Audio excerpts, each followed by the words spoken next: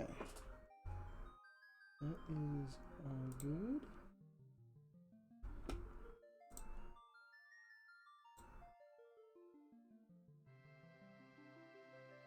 Alright. Everything looks good.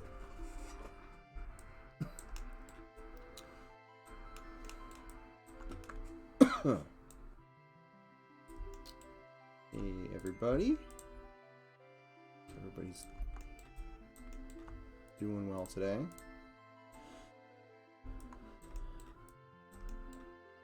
So today I'm going to be playing around with this tent that's based off of a concept Goblin threw together.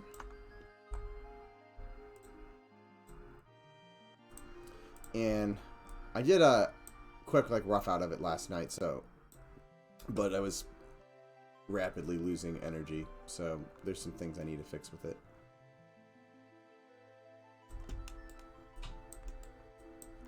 So I'm gonna start off by cleaning it up, then we'll do some UVing.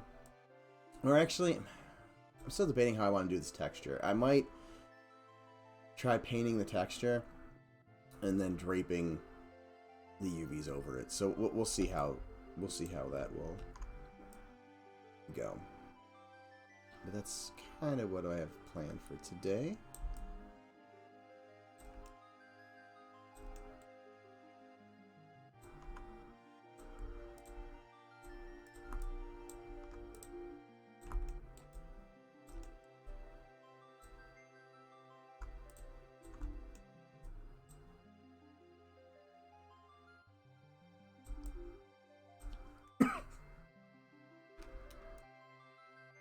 That's pretty good. So I had a weird kind of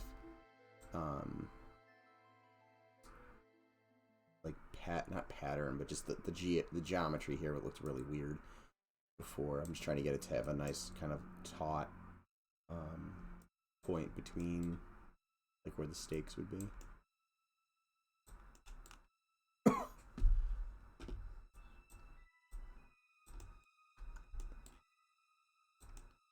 Hey, Belfester.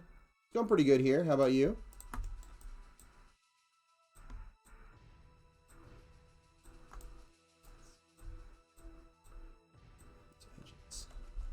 Move them back a pinch.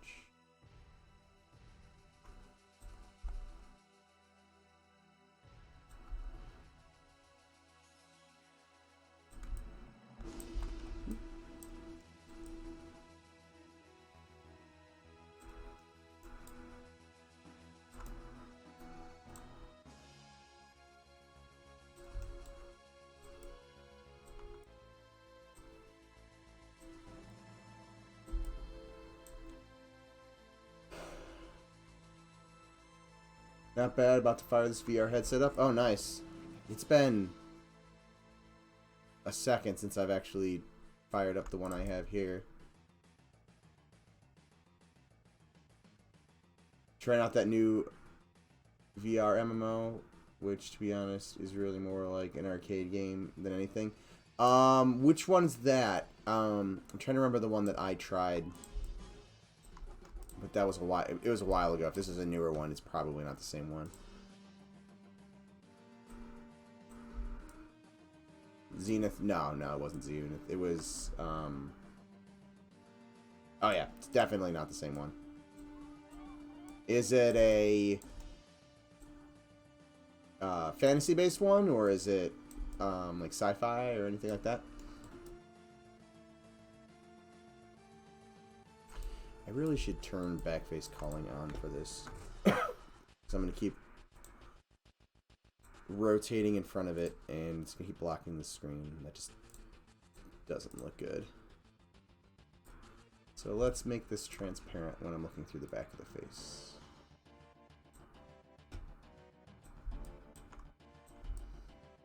That's better.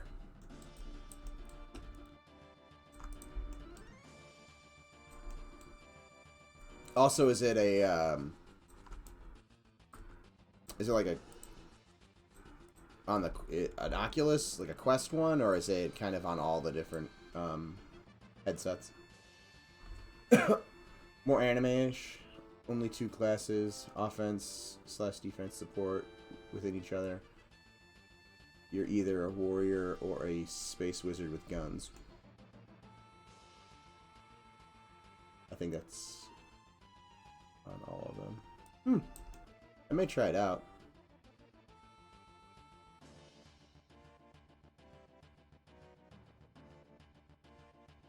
Hey Zukin, nice new avatar. Yeah, actually, that reminds me, I put in some work, actually, on getting, some, like, of the new, like, affiliate, well, not new to Twitch, but new to my channel, like, affiliate stuff, so I did, and I decided to finish off a new, a new profile avatar, instead of using that old one that I'd thrown on there years ago. Just because I needed a picture. Hold on a second. Where is that? Also worked on some emojis, so right now I don't have the free tier for emojis, but eventually I'll make some more. Yep. Zukin's got the deep gnome eyes. But some of these still need to be approved. So I think this one needs to be approved. The Crushbone Orc needs to be approved. Sad Crushbone Orc. But there's a couple of them. So we'll see if they get approved or not. But, you know, slowly but surely kind of building up the channel stiff. Hey, Aaron Gunn and Lord Sacrum, or Sacrum, sorry, and Whitechapel. Hey guys, how is everybody doing?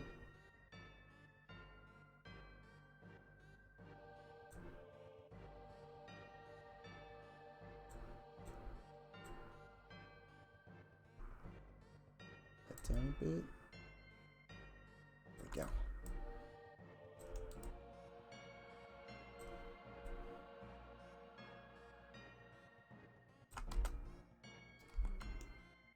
Trying to get this to be, oops, forgot to turn that off. To be kind of chunky, but at the same time, kind of follow the concept. And I just realized this is probably a little off, so let's fix that. And let's see if I broke anything when I did that. Too bad.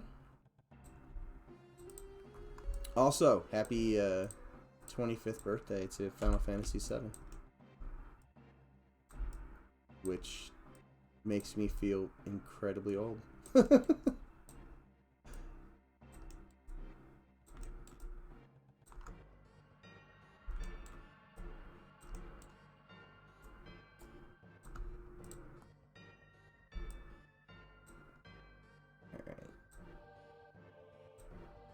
This back just a pinch.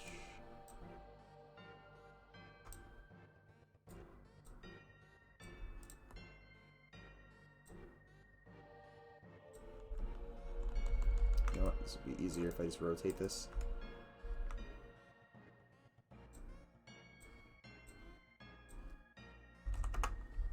There we go.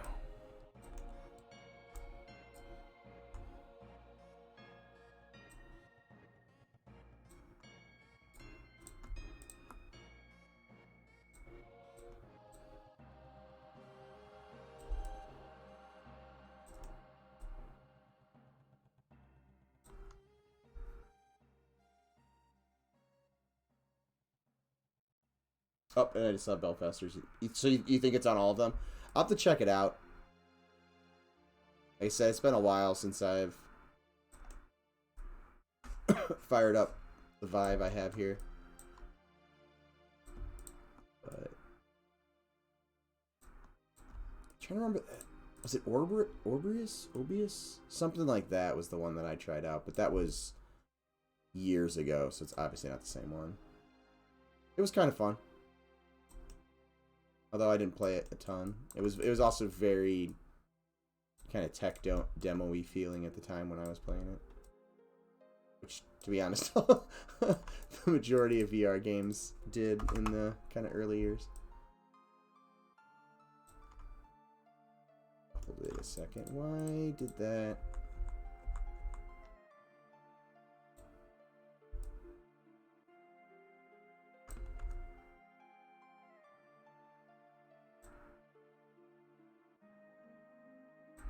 Did I not zero that out beforehand? I must have not. 90, there we go. Okay, let's fix that so I can rotate it back easily enough now. Okay. So that is feeling better, and so is that. Backside of this I think needs a little bit of work.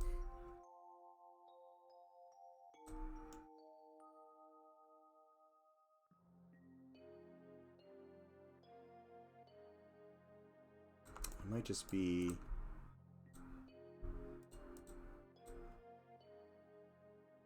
sliding these a little bit.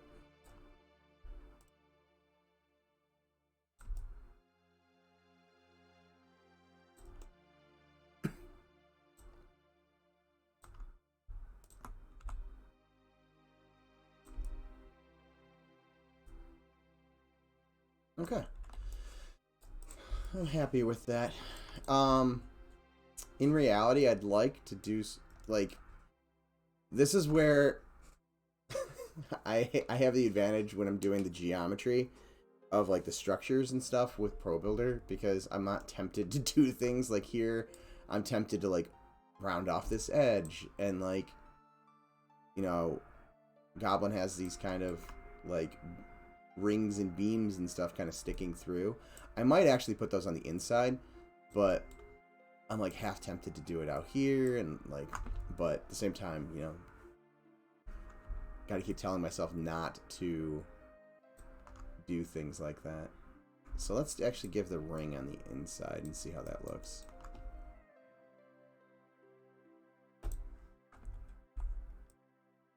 So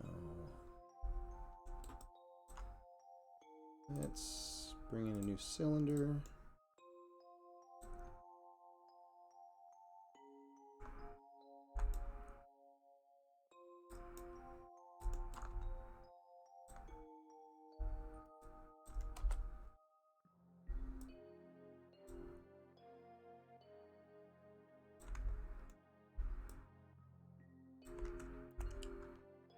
I thought I snapped all this to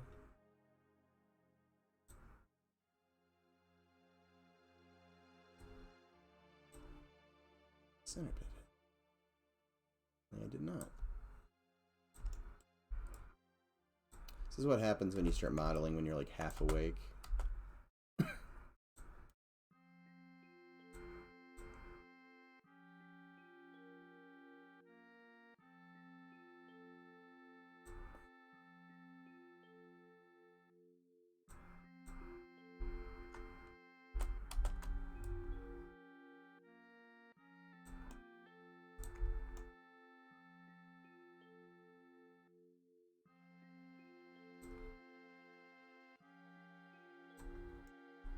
There's still something about this back area that I'm just not liking. Oop, I need to turn off edge or surface slide. I think I like that more rounded. Oops, we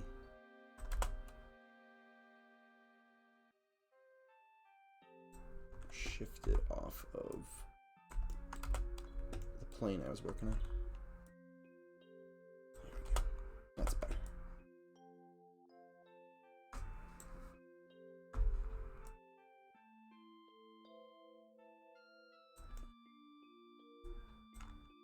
I'll fix the little spikes and stuff later. They were kind of placeholder-y. Anyways, I want to do slight tweak to them before I actually call them done.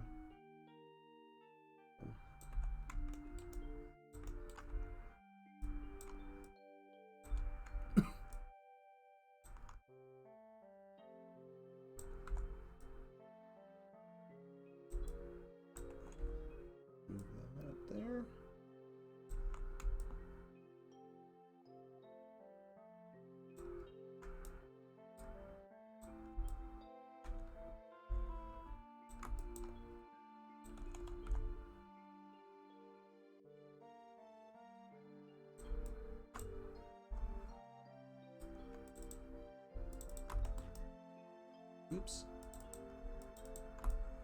This is a nice thing about Maya over the Pro Builder stuff. Is like I can highlight this whole ring and do it and just bridge it that way, where in Pro Builder I'd have to do each and every one of those by hand.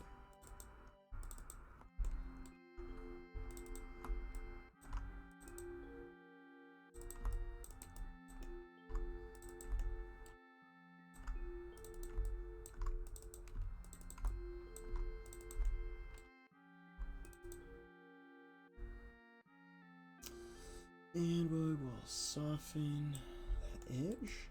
Looks pretty good.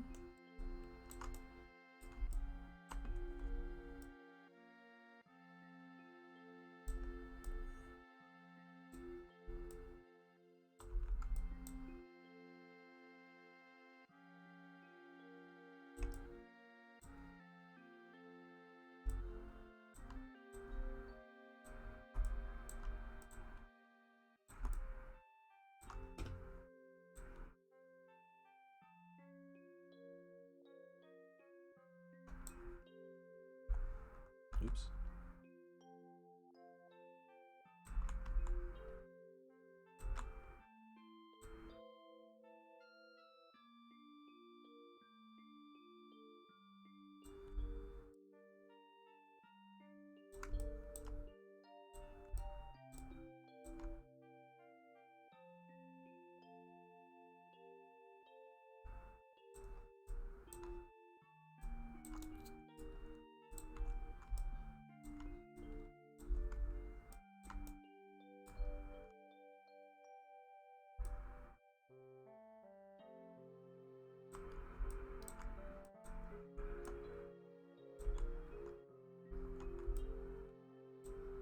Okay, I gotta figure out how to clean this up.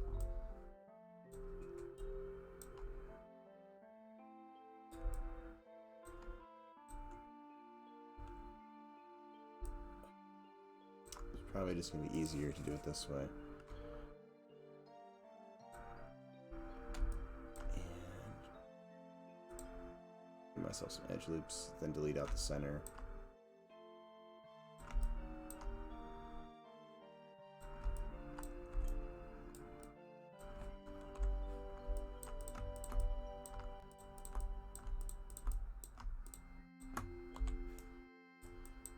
Just let these stitch back together.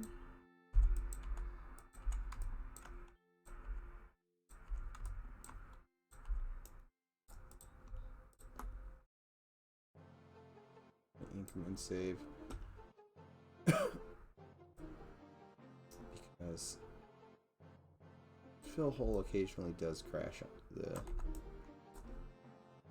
software on me.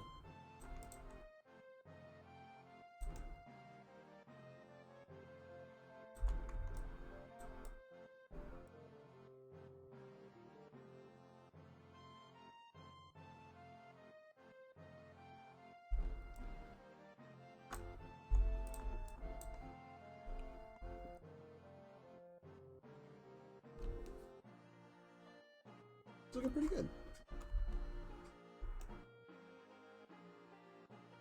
Alright.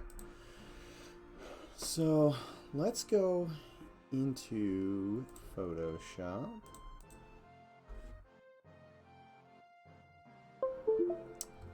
On my tablet.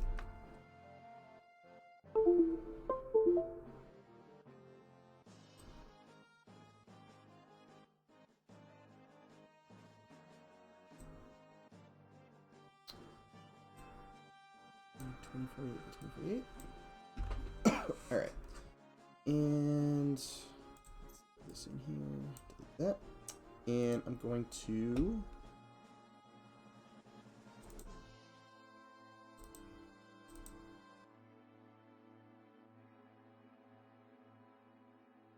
grab the flat cloth.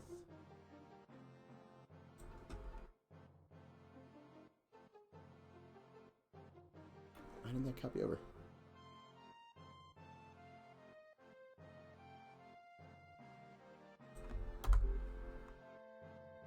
There we go. Forgot to hit enter.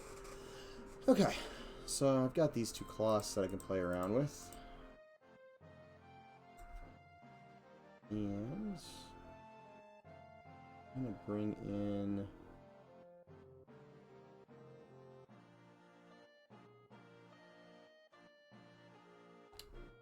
Goblin's concept as well. I can find it.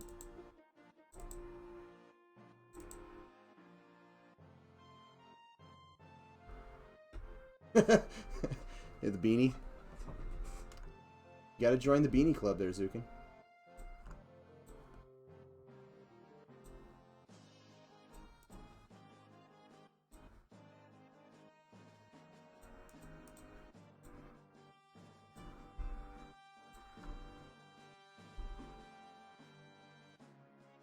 I'm gonna grab the mid-tone or the highlight. I'm gonna go with the highlight. Alright. You got a new hat at that airplane museum? Oh, that's awesome. I actually got a hat the last time I went to the airplane museum. Actually, the one I was talking about in Slack with you. I got like a camping style, like floppy hat type thing. Don't think they had any beanies though. Oh, that's a shame. Everywhere should have beanies. Hey Nick, how's it going?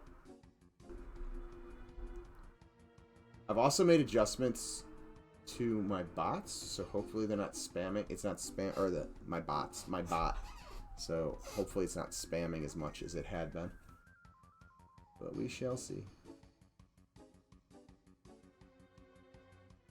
Let's go with the hard because I'm not really caring too much.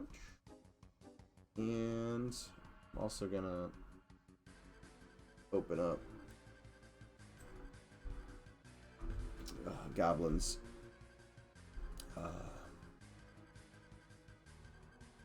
concept image on my other screen, so I have something to look at. Also trying to arrange this so I can see you guys' chats and stuff. Alright. So I think actually I'm just gonna dump the color. Oops, helps if I grab the right tool. In there, and then paint the rest in. A little. About halfway, so it's under halfway.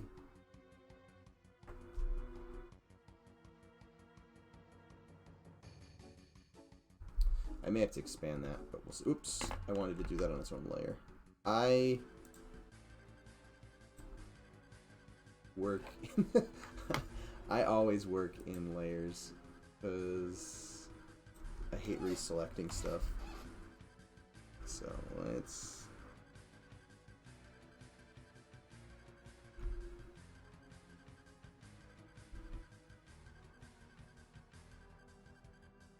this line needs to be thinner than that. Okay. How do I want to do this? It's kind of a zigzag waving.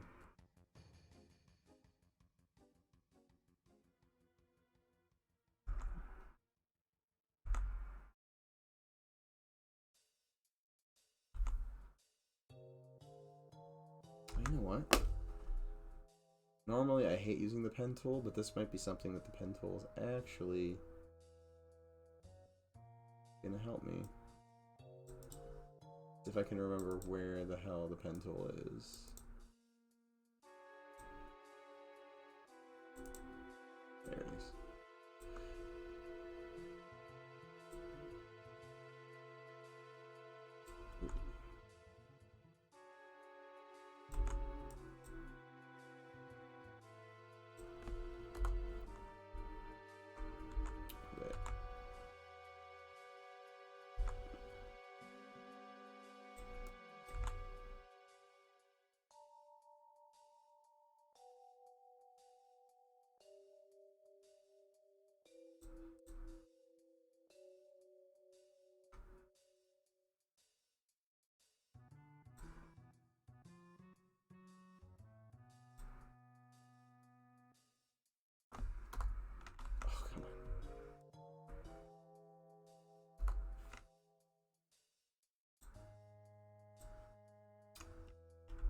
Well, that would have helped if I had the right setting. Hold on. Let me delete this one.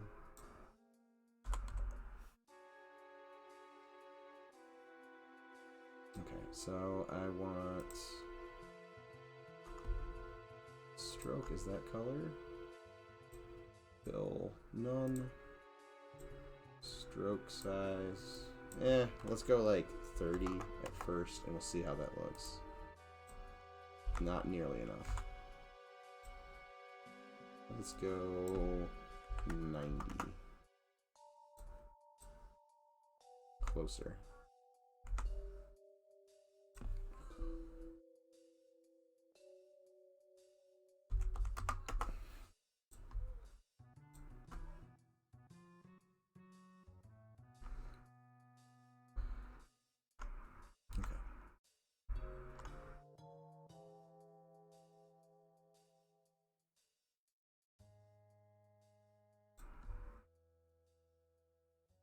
Do I have snapping on?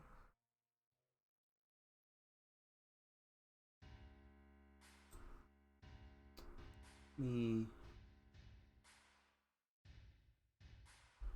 give myself a edge in the middle. Let's get slices. Pixels. Grid lines are very tight. Oop, I don't need that many subdivisions. I could probably do 2 subdivisions though. Oh, shoot.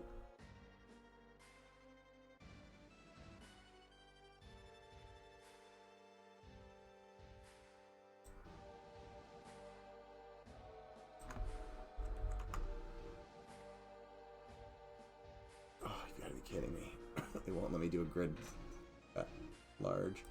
So I'll need to do it at 512.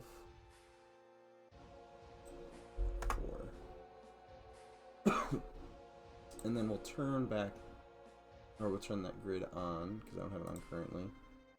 Oh, I don't need that many. Hold on a second.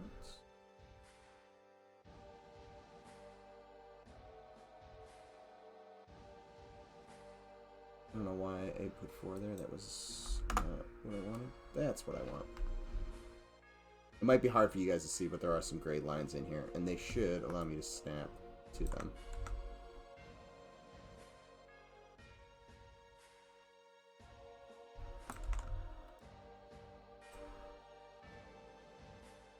So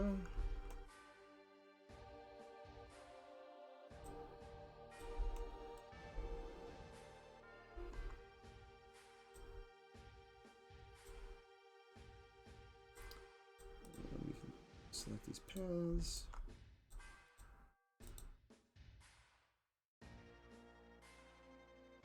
And shoot. Where are my properties?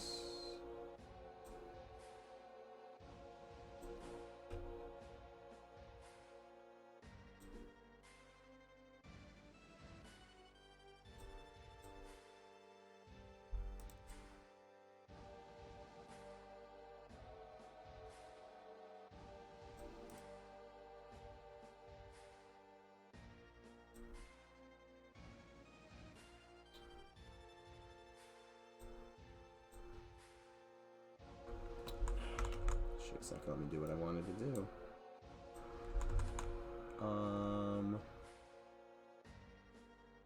Let's back out. I'll just do it this way.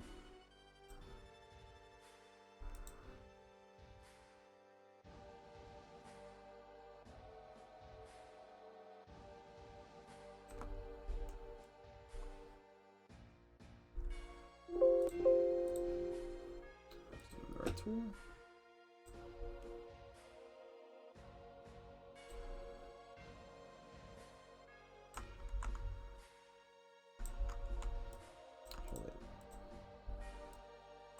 Photoshop? That's right, Photoshop's control for that.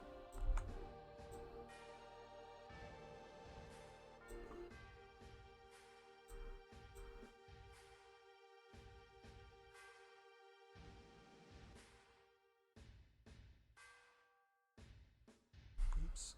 Nope. Wrong tool.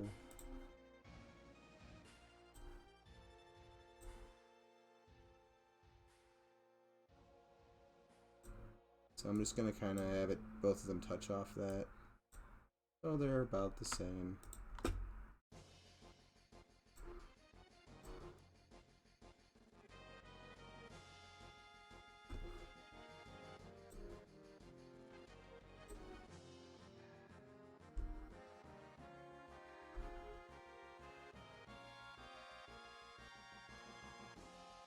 Also going to give myself a line here so that I can make sure these are all kind of lined up.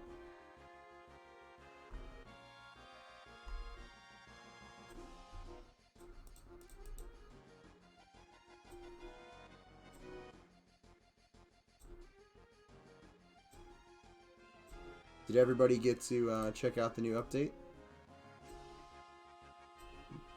Nick, you put that out, right? I think Nick put it out.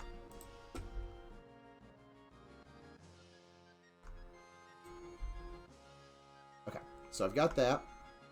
And I'm going to try both of these. Oops, helps if I'm on the right layer.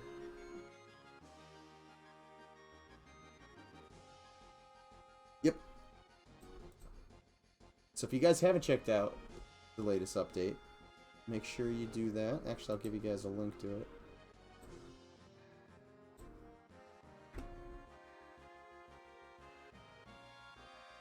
That is not a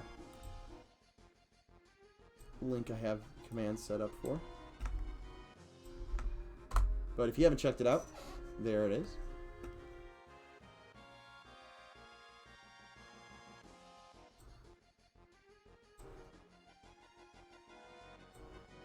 There's been a lot of stuff getting done over the weekend.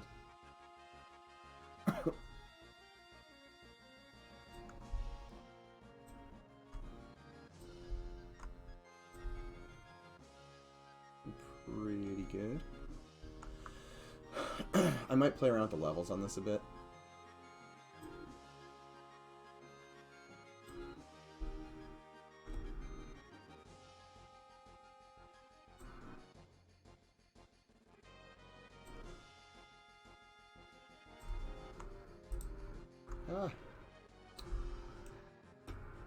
Get a better angle.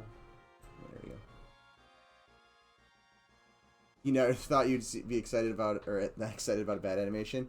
I think a lot of us were very excited to see the animation starting to go in, and without giving anything away, there's other stuff you guys haven't seen in that department that is pretty cool. So I'm sure that'll be seen at some point. And I've been thinking part of what I was thinking about doing. Granted, I was leaning towards doing this anyways on stream. But I'm like, what can I do in game without ruining reveals and stuff? It's gonna be getting harder and harder to stream some of this stuff as new stuff goes in, because I don't want to take the steam out of some of the other streams. New stuff is better than bad animation. You had, I'm not gonna lie, I was laughing pretty hard earlier at one of the things that's going on in the background. Although I don't know how much of that will ever be forward facing, but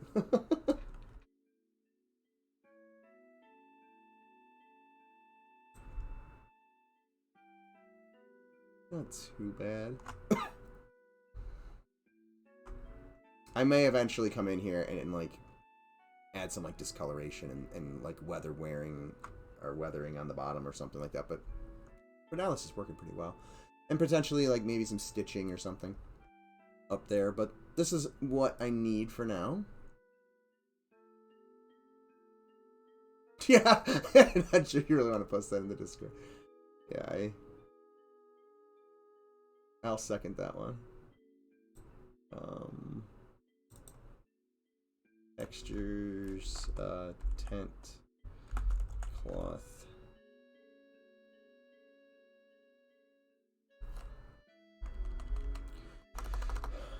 this cloth tent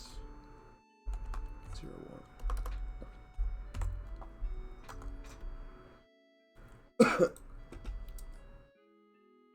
So one thing we've been doing with kind of the backgrounds are in the background is deciding how we want to kind of approach some of these environmental assets, and as opposed to going and trying to tackle the entire city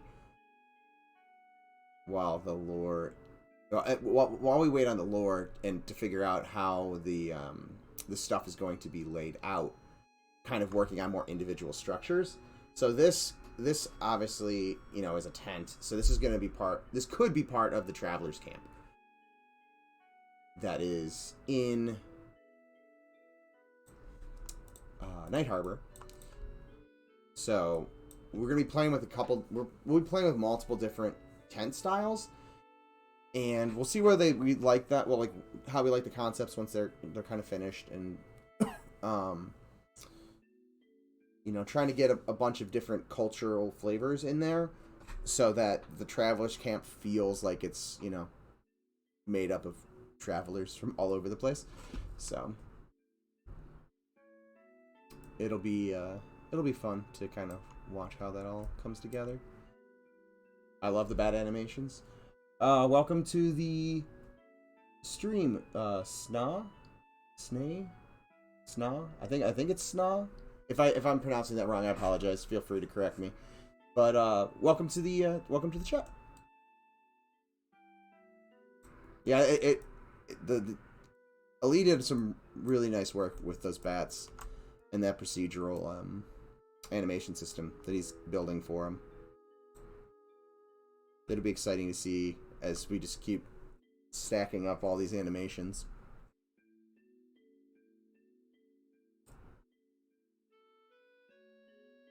So Sean's stream tomorrow is a must watch. Oh, definitely. I might even last week I almost did it where I actually teach during that, and I had the afternoon off. So I didn't have the afternoon off. I was in class, but I was kind of listening to it whenever I didn't have students asking questions. But I almost put it up on the projector for everyone to watch, but I'm seriously debating doing that next class. So while they're working on their textures, they can watch and listen as well. Perhaps if I'm paying attention to what I'm doing. Cloth tents. There we go. Oh, my neck is so stiff again today. Whoa, I could have sworn I just clicked on the tent, but apparently I clicked on the sand.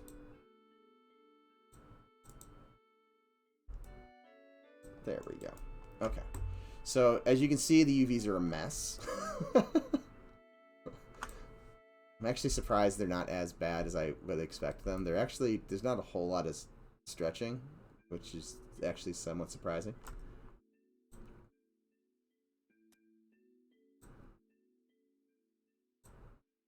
So I will attempt to do this in a way that you guys can actually see what I'm doing. Normally, I think I've done UVs once on one of my earlier streams. Normally I have like my entire other window as the UVs, and I can watch it over here. So it's always an adventure trying to stream this stuff. Same thing when I'm doing demos. When I'm teaching, it's always fun to do that. This is just like I have no real estate on my screen. So let's line these up. Kind of get these going the direction I want, and then we'll start stitching stuff together.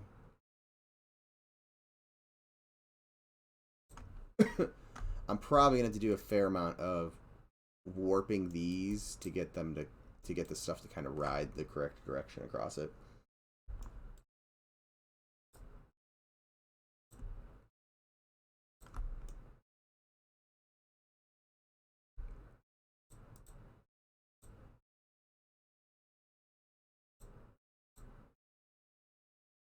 Oops, did not mean to close that.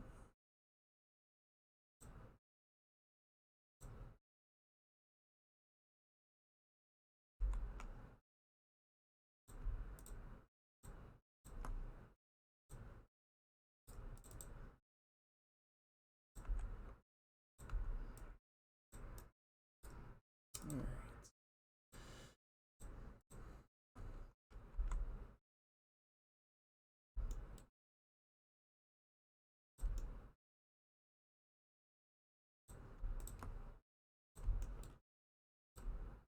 Cut that, move this over here. Whoa, that went all over the place.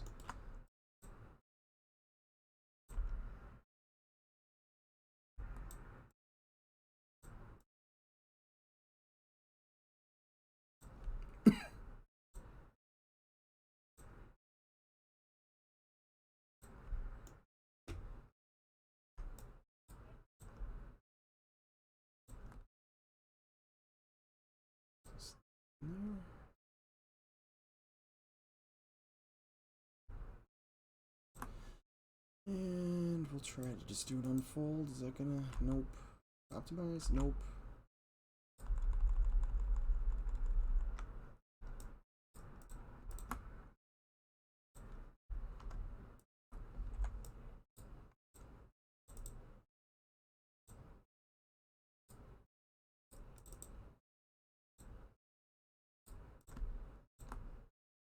Let's stitch that together. Okay.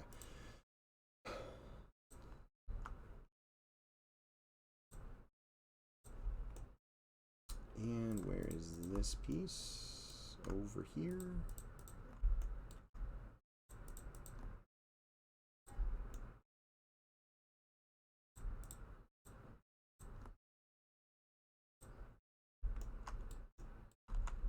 Oops. Thought I cut that. Apparently I missed that one.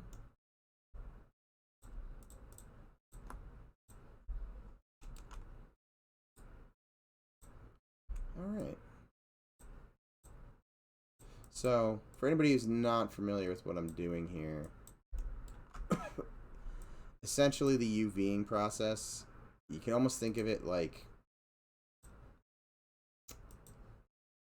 I guess the more morbid way to think of it is like kind of like filleting a fish. So you're taking the fish and cutting it so that it, you know, can lay flat. You could also think of it kind of like those chocolates you get around Christmas that look like Santa Claus. You have, you know, a picture that's two-dimensional wrapped around the 3D chocolate that's shaped like Santa, and then once it's completely, you know, wrapped around it, it makes the chocolate look like it's, you know, painted like Santa. So it's essentially the same concept, except you have all of these. It almost is kind of like a puzzle at the same time, because you have all of these wires from the wireframe, and you just kind of stitch it back together. The big thing is, where do you want the seams? So these white borders are seams, and I don't know if I have one that is like super obvious. So right here, super obvious. You know, this line here goes straight and then it cuts. Generally, you want to avoid that kind of stuff. So you kind of want to pay attention where your seams are and make them make sense, or make them line up with other stuff. So I keep hitting stitch and not sew.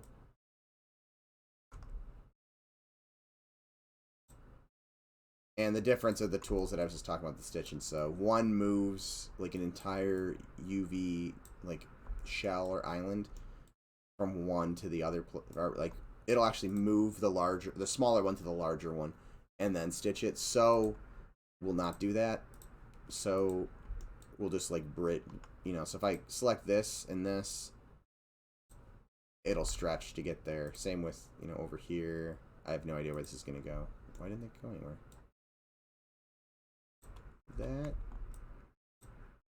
should have gone somewhere, which makes me think I've got... Yep, I have extra vertices. Hold on, let's merge that down.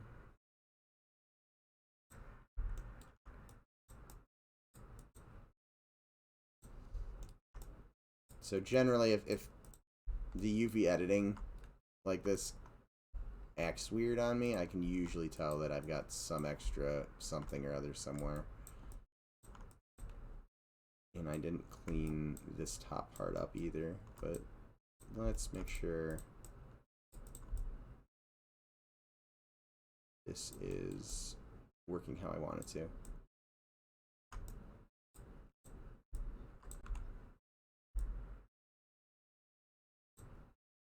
Yeah, it's got a gap. Let's fix that by doing this.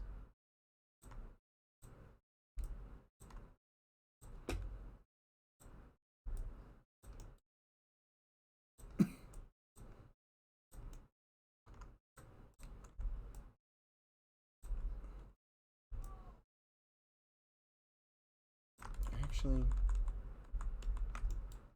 let's move them that way. Move all the. Let me do this to all of them that are the little flap there for the door. Because these were just extra vertices that I put actually edge loops I put on it. And they kind of disrupt the edge flow anyways, so I'm just going to merge them into a corner. I'm not planning on subdividing this or anything like that, so it's not going to cause that big of an issue. Game engines typically triangulate everything once you bring them in to the engine anyways, so the triangles won't be that big of an issue. But I do want to fix this now that I'm playing around with some of this other stuff.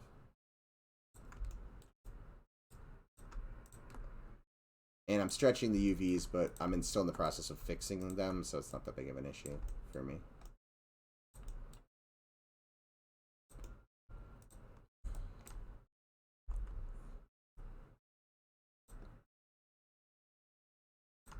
Okay, gotta be careful. I've got the spot underneath it.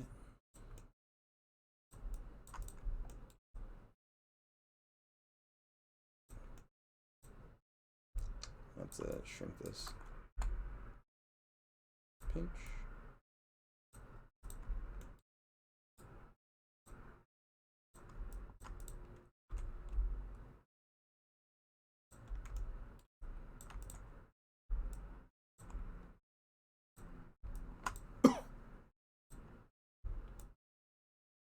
Cool. That should allow me to interact with the, or these should start acting properly. So let me see if I can sew this one.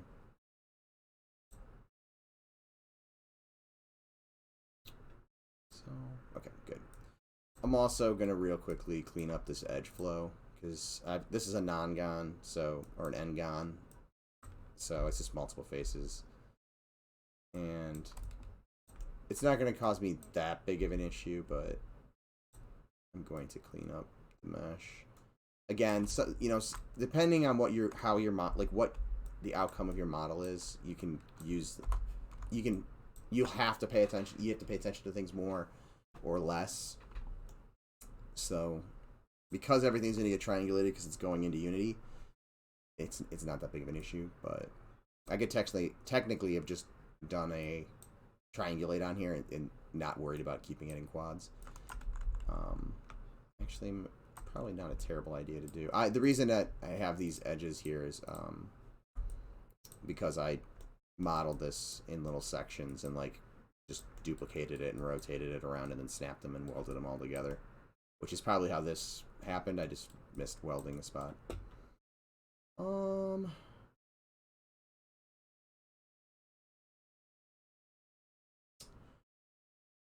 I think, you know what? I'm gonna bring those lines back. Oh, maybe I'm not. I'm gonna redraw them.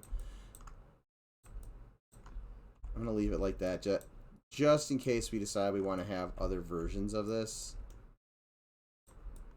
It's gonna be easier keeping that that edge there, so I can break this stuff up and move it around. So that way we can have, like, you know, one with two of the flaps down, or all the flaps down, or, you know, whatever combination we want. And I don't have to like physically move all these things down. I can just take this and then make it look like the flap's down and kind of unfolded. That's another thing, like, you know, these are kind of folded up real tight, but obviously I didn't want to do a whole bunch of modeling to make it look like that, so it's kind of a not quite realistic, but it still looks pretty cool. Actually, oops, let's turn off edge slide. I really need to get a hotkey set up for that. Ooh, and I screwed that up. Hold on a second. Yes, I did.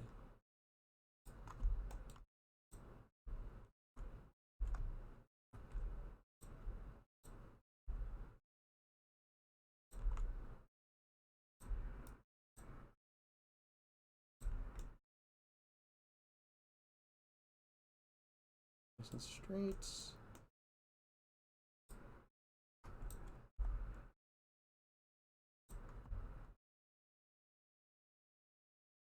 There we go.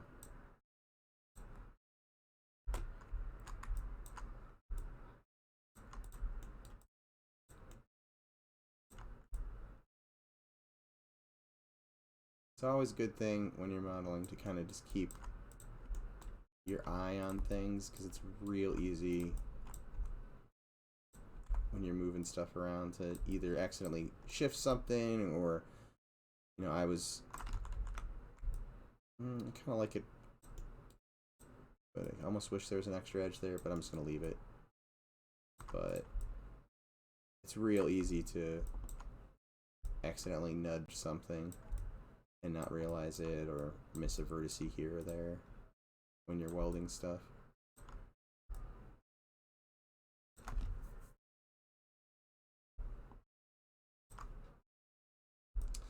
Alright, so let's go back to the UV. And again, stitch. This whole thing is what kind of led to that. But stitch will move smaller to larger, and so kind of just like stretches them together. So it's kind of stitching. Oops. Oh, I think I have the other. Yeah, I had the other mesh selected by accident. Stitch those together. That's one of the flaps. I probably don't actually want to stitch that all together. Hold on. Or maybe do I? Yeah, I probably do. So I'll leave it like that. And we'll do the same. Stitch that. And that.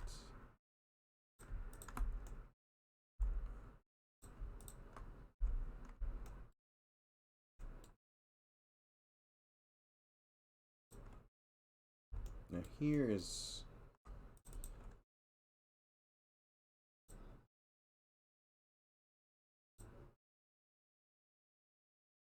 I'm gonna have to play around with a bit. Is how I want this, because again, in reality, this, you know, if this is just dropped, this technically is kind of bunched up on itself, because, you know, this corner is kind of up here, this corner is up here, so technically it should be like this, but I have a feeling this stretching is going to look really bad. You know, a more modern approach would be to actually, you know, have the folds and stuff, or, you know, simulate the cloth to get that, and it'd be a much higher density mesh. So it'd be like taking it in like Marvelous Designer or something like that. But yeah, that's gonna look like poop that way.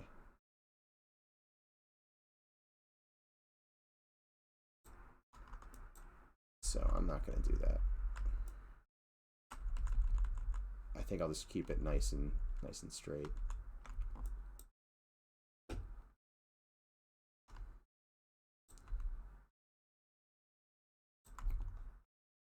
Only you guys will know.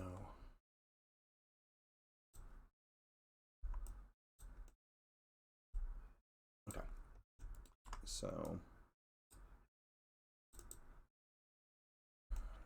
now I'm probably going to be straightening this stuff anyways, so it might actually not be that big of an issue. So this is kind of already running pretty vertically. I think these edges are going to end up running fairly vertically as well. I just need to finish piecing these little pieces on, and then we can get started with that.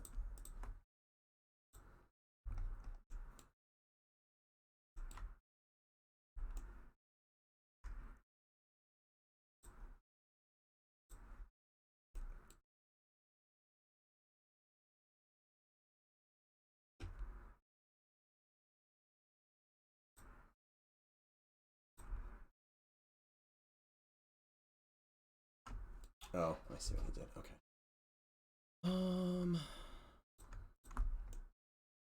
Let's try to get these a little straighter, and then I'll sew the rest of that together. Straighten UVs. Whoa, that that did not give me the result I was hoping for. All right, we're gonna have to do it more by hand. So I'm just gonna do these snaps.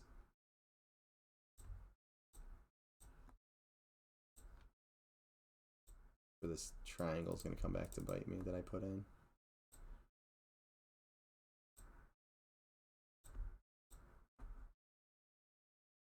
Oops, forgot to grab that.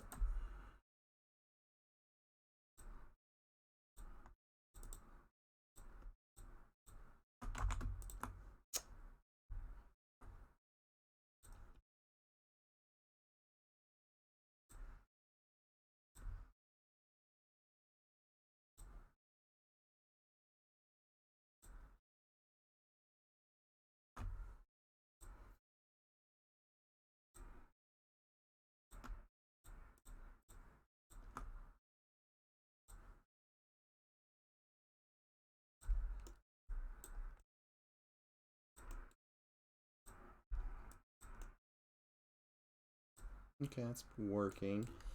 Now, I'll have to play around with like how much stretching and stuff there is going on. But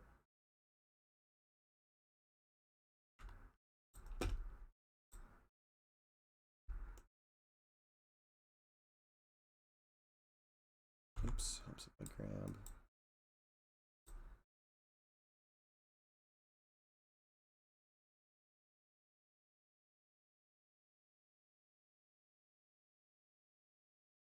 Trying to even out the color, essentially, so they're all kind of evenly as distorted.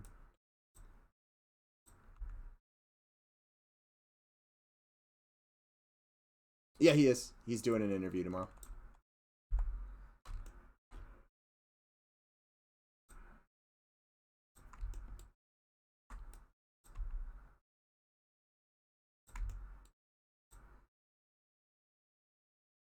He definitely has, you know, the interviews are definitely super interesting. Being an old EQ player who, you know, gravitate. Well, EverQuest is really why is one of the main reasons why I got interested in game design. So, always cool watching the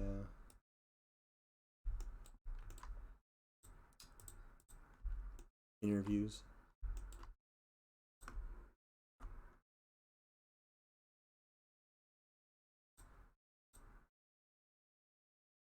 I'm assuming everybody here follows Sean. Very rare that somebody jumps into the stream that is not already familiar with the project. If anybody's not familiar with the project and wants me to explain a little bit about that, just let me know in chat and I will gladly talk about our game a little bit. May even log in for a minute or two and show you it without trying to spoil, again, without trying to spoil stuff that has not been done. Yeah, getting hooked on EQ was a big part of it for me as well. Yeah, definitely. Was a huge inspiration. I think it took until I actually got into Maya to really settle on what I wanted to do, but I knew I wanted to do something along, video games, special effects. Between my love of EverQuest and my love of Star Wars, I knew I wanted to do something like that. Will you guys add dirt, grime, damage to your texture? Oh yeah, definitely. I was mentioning that earlier. So like this is just really quick and clean. Yeah, really quick and clean. All I did was, let me bring back Photoshop. Was I took Marie's texture, and I did this on another stream when I was playing around with some cloth stuff. So I desaturated it a while ago and brightened it up. And I use that I use this as a base color now in Unity, and then we can dump whatever vertex color we want into it, and it can change to whatever color we want real easily. Same thing with this version. In this version, I just kind of warped the pattern to go over the folds that were already there, since the folds were kind of initially like this, so there was folds, but the pattern wasn't actually like bending with them, so I did that. But this, all I did was turn on colors underneath, gave myself color layers. But ideally what I'll do is I'll come in and either have alternate versions of this texture where there's some like mud splatter or rips or tears. I might come in here as well and add in like a seam across here and off shift the thread pattern so that the thread from here isn't going into here, so maybe it looks like two different pieces of cloth that were sewed together to make this. Or it could stay like this and it was just weaved that way. I guess it really will depend on what exactly each like tapestry or rug or piece of cloth would be. But I could go in there and paint in some stitches or something like that, tears, scuffs, add some more variation to the color, that type of thing.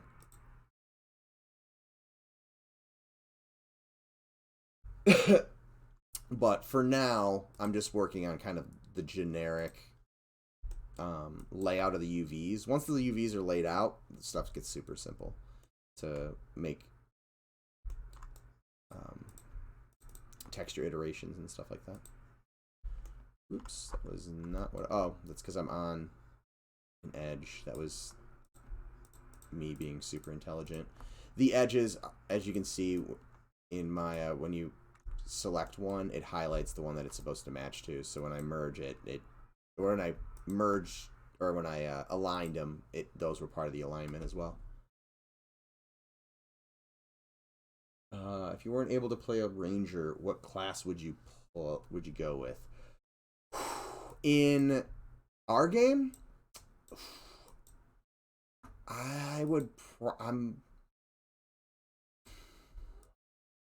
so shaman is definitely a class I like to play. I've played him multiple times, so that would probably be on the short list. It seems like kind of a cheating thing to do because I can't pick ranger, but archer would probably be another one that I'd probably play. But again, that kind of feels like a cop out of an answer. And then I don't know. I'm really intrigued by what the Inquisitor could be as a class. So I'm definitely planning on rolling an Inquisitor at some point. The question is, you know, which which alts do I end up playing first? Which is going to be a challenge for me. Again, I normally in like EverQuest I don't play alts. On some of the like the emulated servers, I have alts, but I usually unboxing on those. You know, I usually like 2-box or even on TLPs. Sometimes I'll 2-box. So I was 3-boxing on Thornblade for a bit when I was playing. But yeah, EQ I did not. I had alts, but I didn't really invest time in them because I just felt like I was taking time away from my ranger. So Goblin's concepts have definitely got me wanting to do more alts and stuff like that.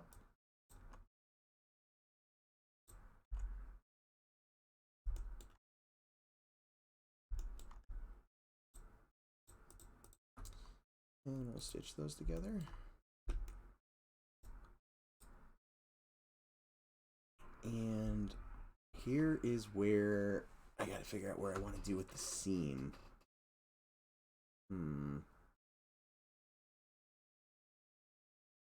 Inquisitors look cool. Yeah, they definitely do. And I like the kind of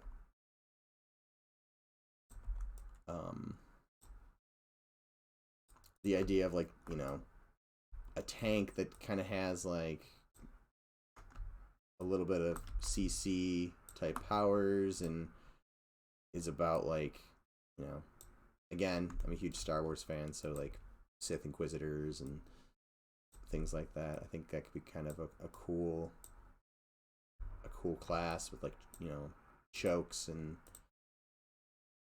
things along those lines. The Darth Vader class of our game, essentially.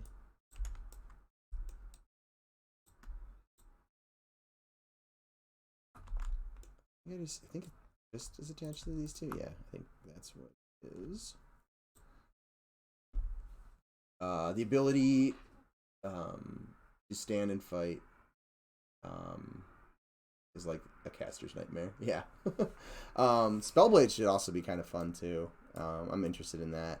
And I like our take on the wizard, where, you know, we're heavily influenced in Gandalf. So, you know, more like a battle wizard where you can use a sword and stuff like that. So I'm enjoying some of these takes on, you know, the kind of classic classes.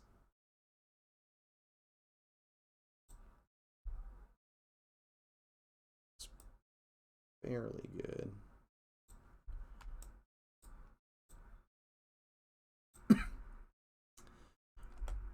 Now, let's see how badly this crumples when I straighten.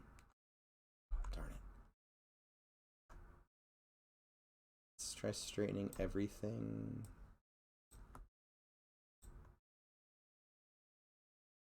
But that top row? There we go. Nice. Okay, so the distortion actually isn't too bad. Running down here, which is good. So let's try scaling this up to the scale I need it at. And I'm gonna pop right there. And this edge is not straight. Some of the vertical ones are not straight, even though I just told it to straighten. Alright, so let's... And I will scale that in. And I'm just going to make sure that's snapped to there. Snapped to there. Now,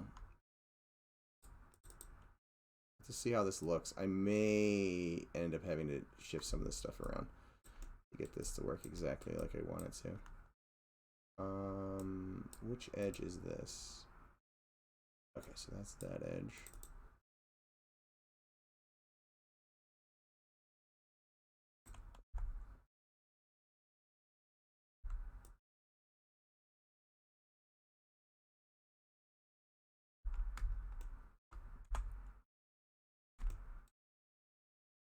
And this is where it helps having a much larger screen.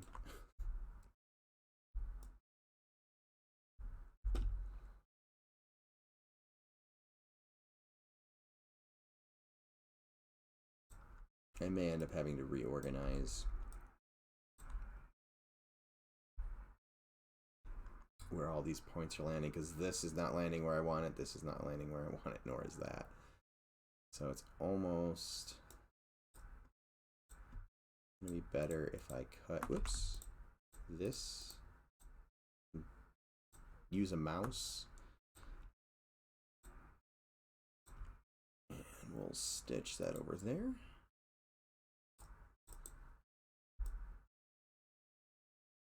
Snap that to the center. Okay, so that is landing at a point. Ooh, that's close.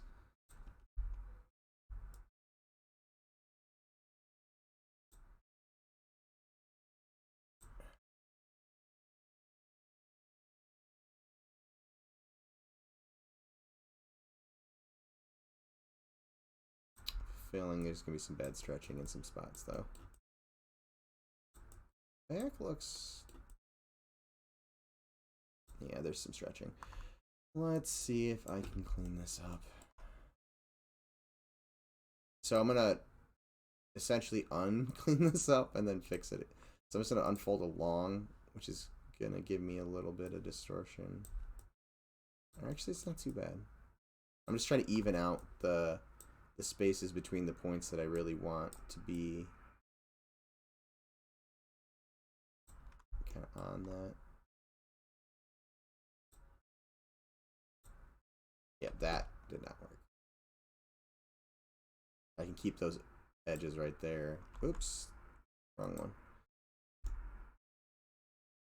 I can at least fix the ones in between them.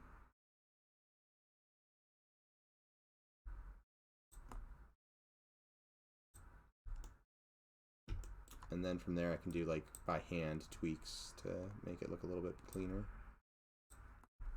if I feel like it needs it. Ooh, this needs to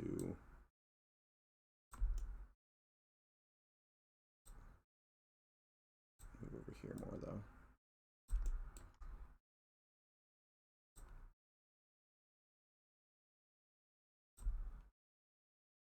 Okay, so do that again.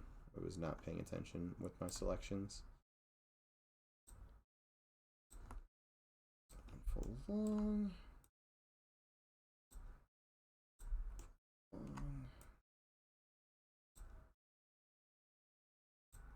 Oops.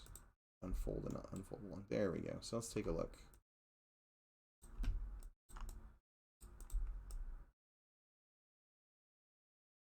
It's not too bad. It is not too bad at all. Could be better, but I am not too worried. Oops. Do I have food?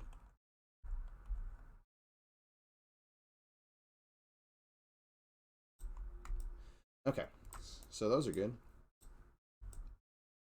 And then we need to lay out this other stuff. So what I'll probably do is have the, and generally I probably would want to try to get this all into one texture, but I'm going to try to do it with just two. But I'll lay out this and then the other tents as I start building them. The pieces, like the extra pieces, will all be in one thing. So like if there's like ropes to tie them, or like stakes, or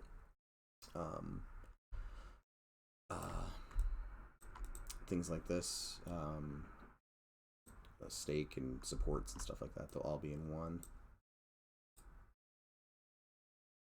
So let's do it this way. Let's unfold that. Oops.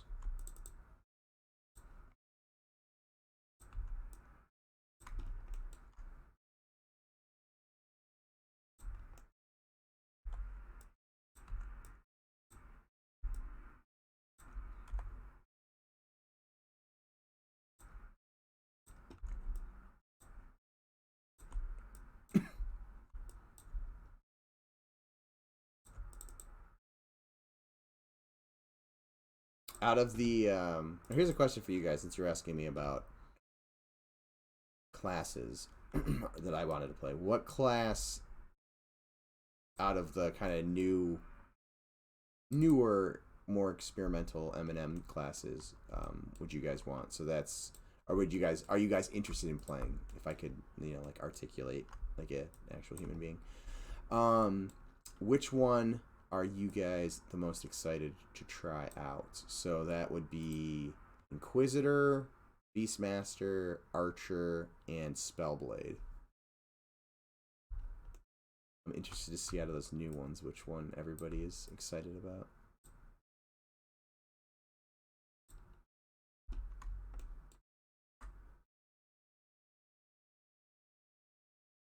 Inquisitor? Yeah, me too. Although Spellblade seems really cool too, because I do enjoy meleeing. I know I'm a ranger, but there are times that rangers have delusions of grandeur. And well, I guess it depends on the era. Sometimes that was our best our best DPS. Why?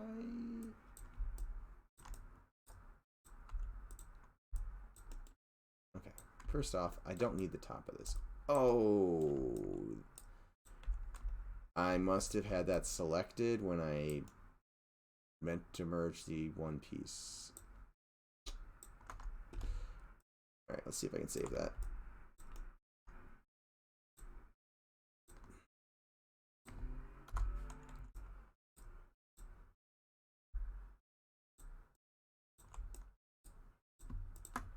There we go. And saved.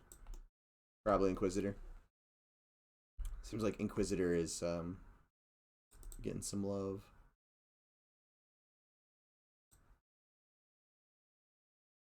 Let's do a new production. There we go. That's more what I was expecting. Alright. So I'm just going to stitch these together.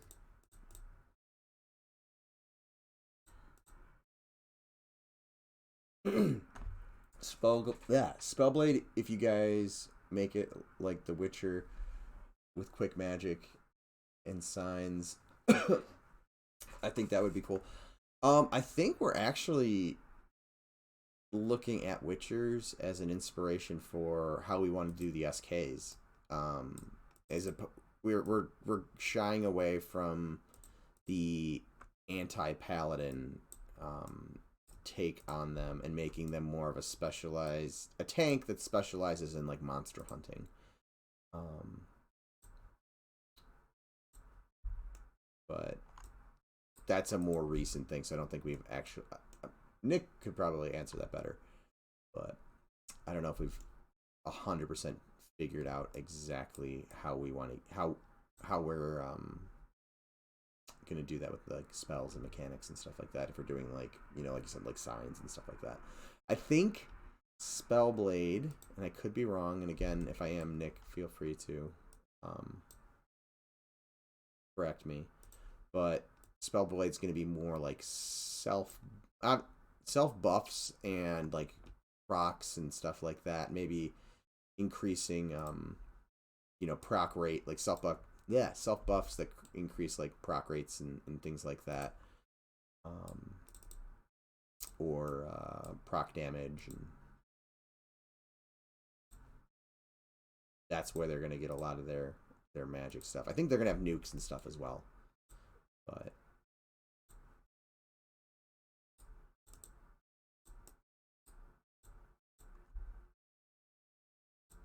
I could be wrong on that. As I am not focused on the actual designing of the class spells and stuff like that. Is Nick's department. Although I do get vocal about rangers. Shocking, I know.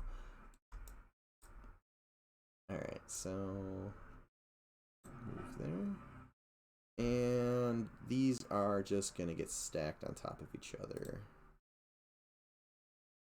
Stack similar. Oh, you're not gonna just let me stack all of them, are you? V.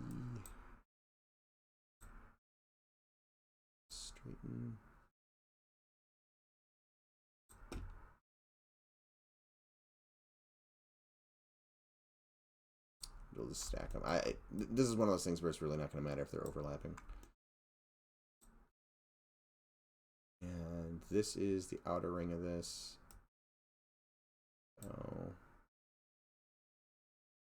Just gonna keep everything running vertically. I probably should have the pole selected so I can see where the other stuff in this sheet is.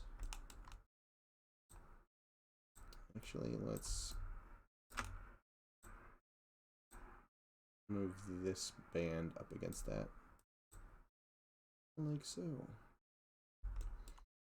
And then these hopefully will stack similar. Yes. Although, in reality, I'm just going to delete the top part because it's never going to be seen.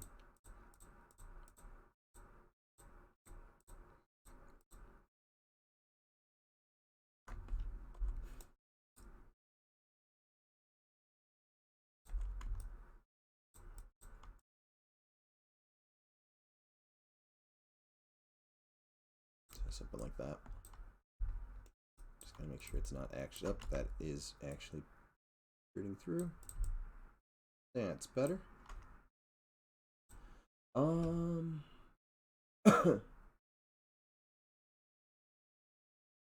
big spellblade core concept should be inspired by the EQ Warrior Epic, a blade that can slip up or beach or that can be. Oh my god, I can't read tonight. I'm having a dyslexic moment, which obviously I have them frequently. But a blade that can be slip up or changed but persist through levels. Create a situation where you would use the ethereal weapon they created plus a weapon they found in the world. Slip equal split. Ah, okay. Well, that the slip slipped me up there. My brain was like, why can't I process this? Now here's a question. Actually, going back to this, do I want this?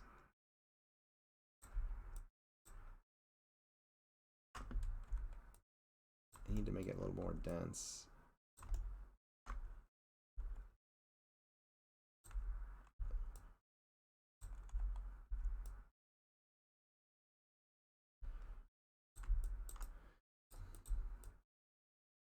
Do I want it that color on top? Or what do you guys think? So,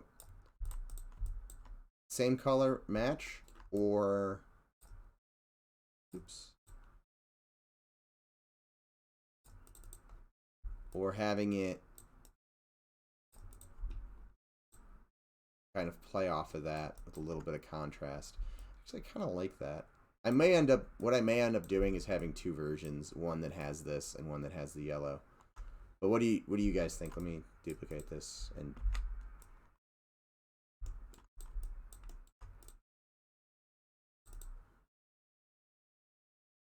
bring that back. So A and B.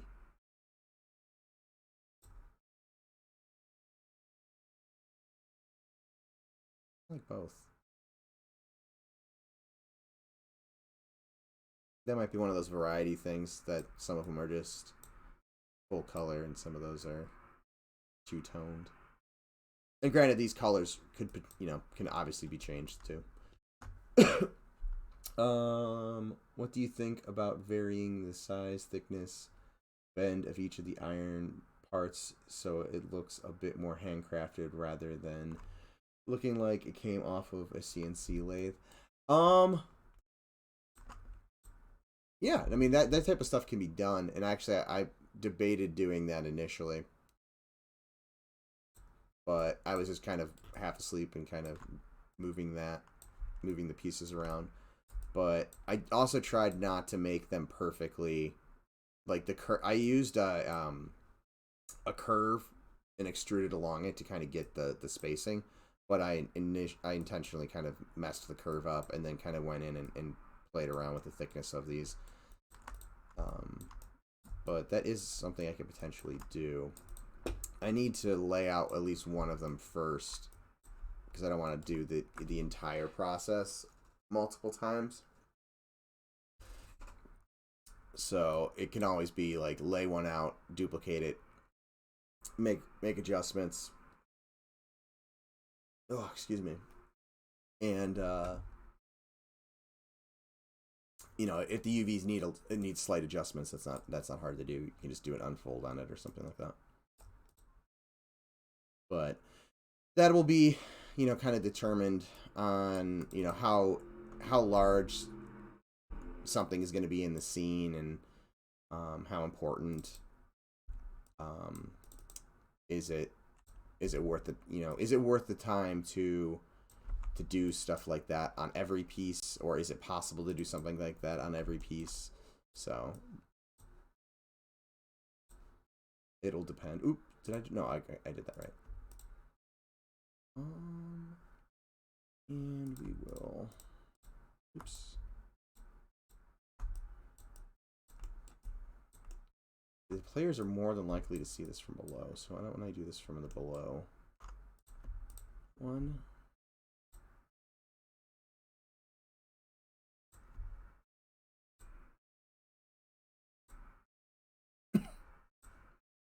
And we'll stitch those together. And I'm not too worried about the little bit of distortion that's going to come from me just sewing these together. Oops.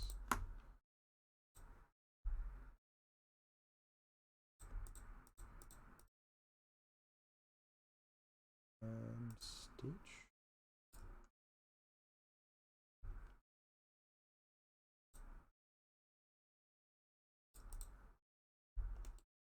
Looks all right. Not perfect, but will do, at least for now. Okay,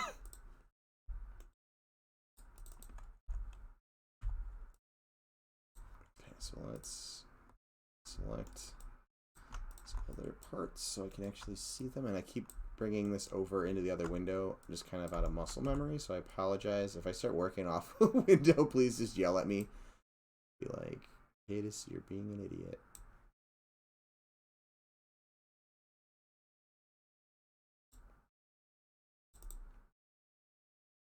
There, and this isn't going to be seen as much, so like this here, and then the tip of the pole could probably actually be part of this. Let's just do it that way.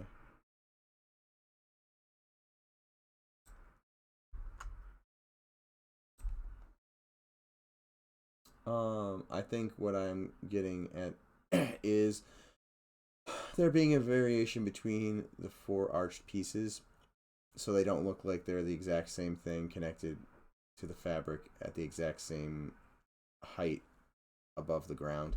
Oh yeah, you know, that might be something that I play around with at some point as well, where, you know, these are a little bit length, kind of, you know, this is not quite as long as this one in the illustration. So that could potentially be something I play around with as well. For now, I'll probably just leave them this way. Since it's kind of, we're just, you know, right now it's more of a, how do we like the look of this? I'm not investing a ton of time until we decide, hey, yeah, this is what we want to do. Whoops, that was way more than a 90-degree rotation. 180. So this, I'm not 100% on what Goblin was thinking. This feels to me like it comes more from like the Night Harbor area. We are going to be making, you know, a couple different ones, and the problem we have just where we're at, you know, we're still working on Night Harbor as a culture, and there's been, you know, some stuff going on behind the scenes in terms of new concept for Night Harbor now that we've got the races and the classes done. So we, you know, are establishing Night Harbor, but we have general ideas about what the other cultures are going to be from some of the lore stuff that Ham and Sean have done. So, but the thing is, we haven't actually like visualized what those are going to be yet. So, what we may end up doing is creating an array of different looks and shapes and things like that for the tents. And then as we get into developing more and more of the cities and more of the you know, individual racial city like visual shape, language, and color, we may end up either editing pre-existing ones or being like, this works great with this, but it gives us the ability to, as we're building the proof of concept, to have a couple, you know, have a variety where it looks like a traveler's camp, and then, you know, again, retroactively, as we start to develop more of those cities, either assign like, oh, this is going to be great for, you know, the deep gnomes, this is going to be great for, you know, the wood elves, or, you know, be like, you know what, none of these really work, and, you know, go in and redesign them. So it'll probably be a little bit of both, but that's kind of what Goblin and I were talking about for kind of the process. But working pretty well. And now I'm going to delete some of these because I don't need all of them right now. And I am going to make this just slightly more detailed. Not terribly, but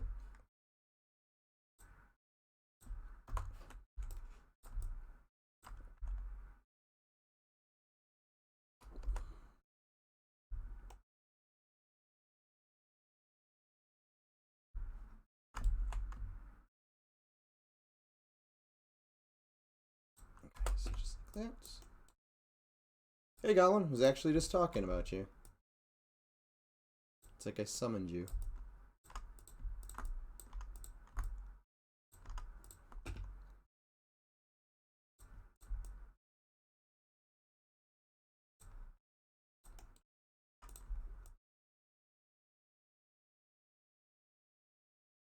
So here's where I'm like, do I model the spike, like the lower portion of this spike?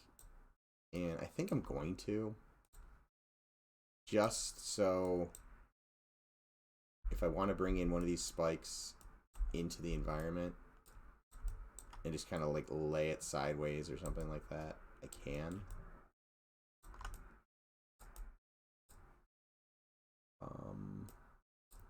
And let's make these hard edges.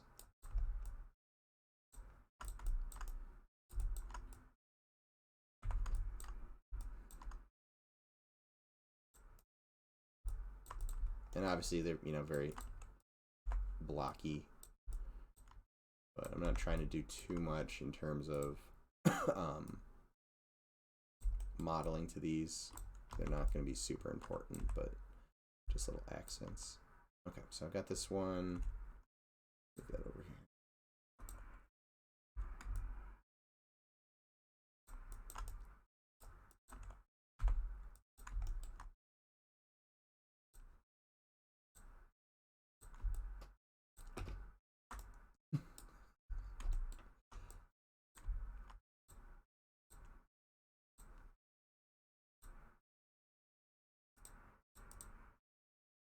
Oh, actually, I should do this.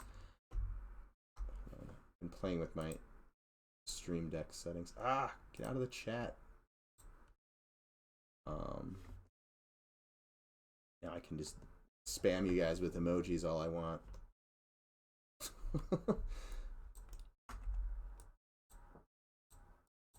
So I'm gonna kind of have this attached to.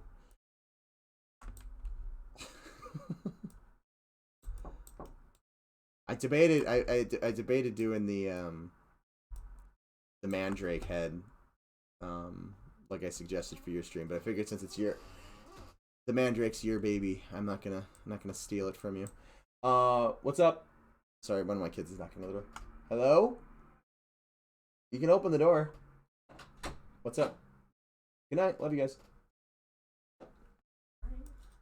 Night.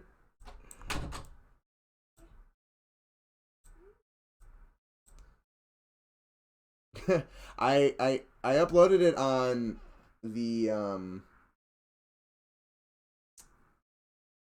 M&M Discord and realized that I had like one random pixel of the eye color like floating in. It looked like a weird like a dot of a nose. So I had to fix it. I think I fixed it. I just uploaded it over it, and then deleted it, but I think it should be fixed now. And then I had to fix it on here too.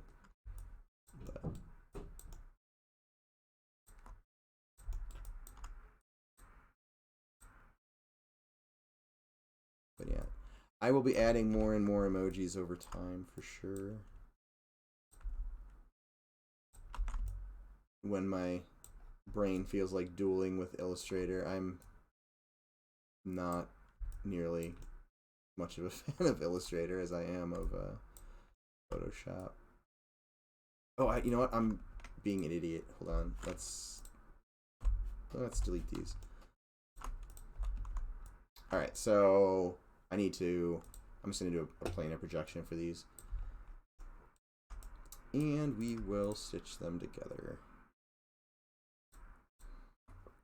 There's gonna be a little bit of stretching on this, but I don't care. I don't think it is gonna be that bad.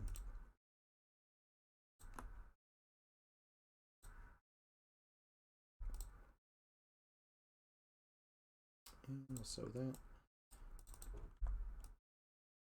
down. And we will select, oops, you know what, actually I can combine that now too. So those are all one piece, and then we got this, find a place to tuck this in.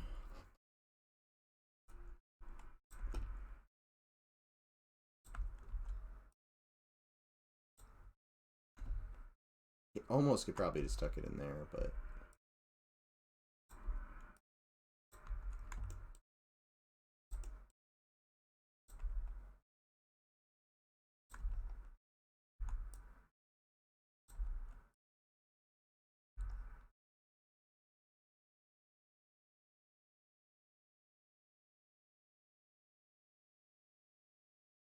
I might do that. But then the edges aren't going to be straight. We'll do it over here.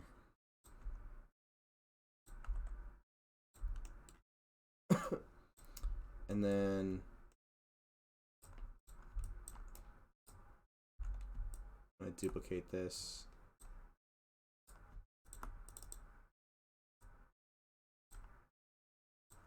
Did not want to snap that. And then I'll move this down. That way I can do like a wooden, whoops, not with that. That way I can do like a wooden version or in like an iron version, something like that. Let's see, a little faster. Talking about the lore stuff earlier. And maybe Goblin has insight on this also. When you're designing a fantasy race, our fantasy race's lore from scratch, what are a handful of items to think about that can drive that? A house, a tent, a weapon, food. It does seem like you could really condense a lot of it down into a few key items.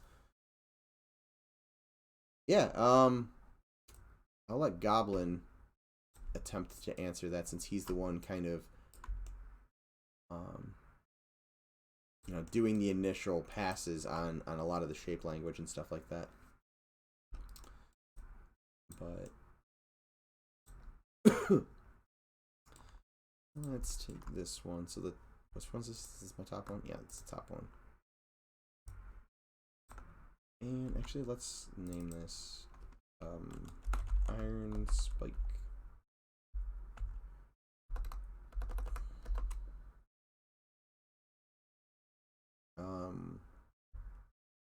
know if spike's the right word.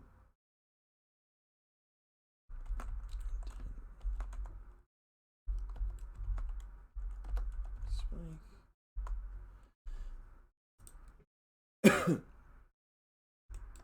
And maybe the wooden one actually is more like that.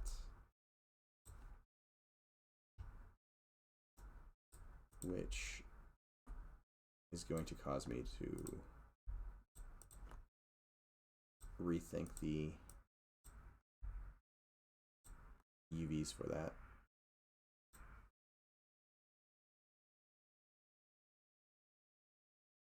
Or shapes even, Goblin, like sharp things, metal and fire. I know, I'm not sure if Goblin's there or not right now. I know one thing he looks at is kind of like what is the focus of the city, like the area. You know, oh, there he goes. Honestly, for me, the race itself was really important. Cloth and attire, and from there you expand to what they're doing day to day.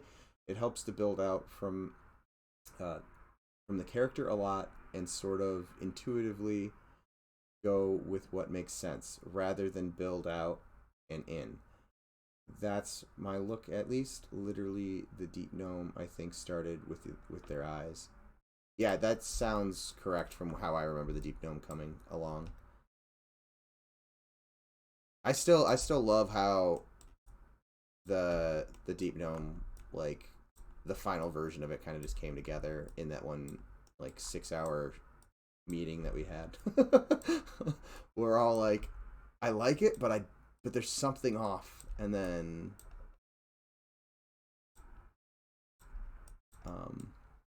we mentioned the nose, and the nose being the nose originally was very flat, and it looked weird, and then you just did that like small triangle, and all of a sudden we're all just like, oh my god, there it is. Yeah, it was like a stroke later, and then all of a sudden we were all like, holy crap. We were all like scratching our head like, what is it, and it was just magically was there. It was pretty cool.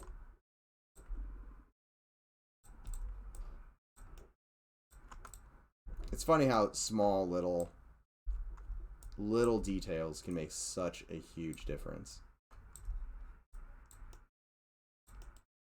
Probably should rotate these two a bit so you're not seeing the same stuff on every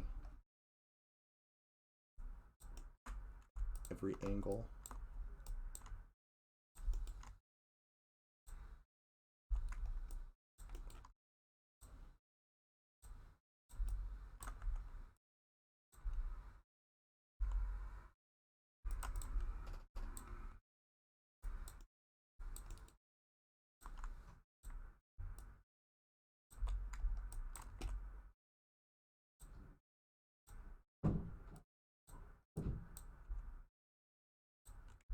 Get a little bit of variety in the height on these things too.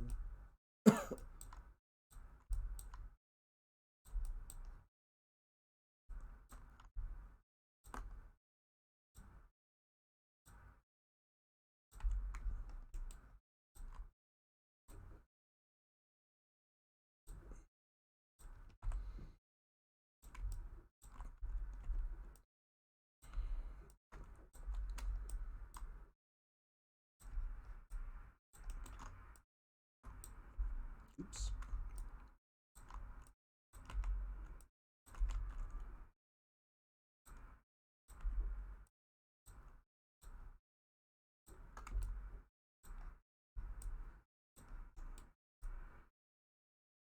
Okay, so going to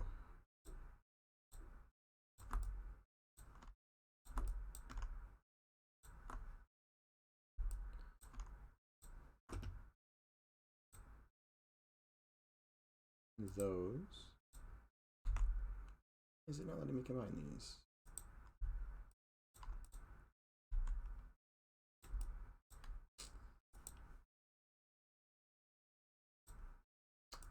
Probably also save. Saving's a good thing. Okay.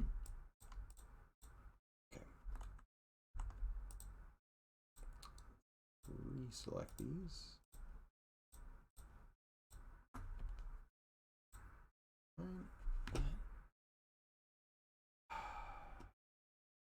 One's invalid. Path like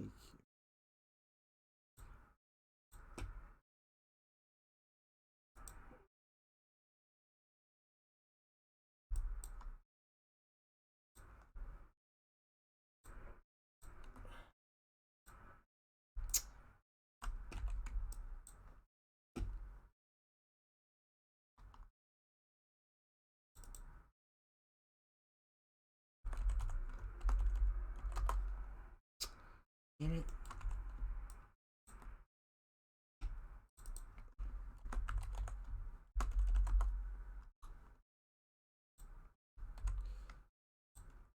Yeah, it's this one that's giving me the problem. It's apparently I wasn't paying attention last night when I separated that from its curve and I screwed up its history.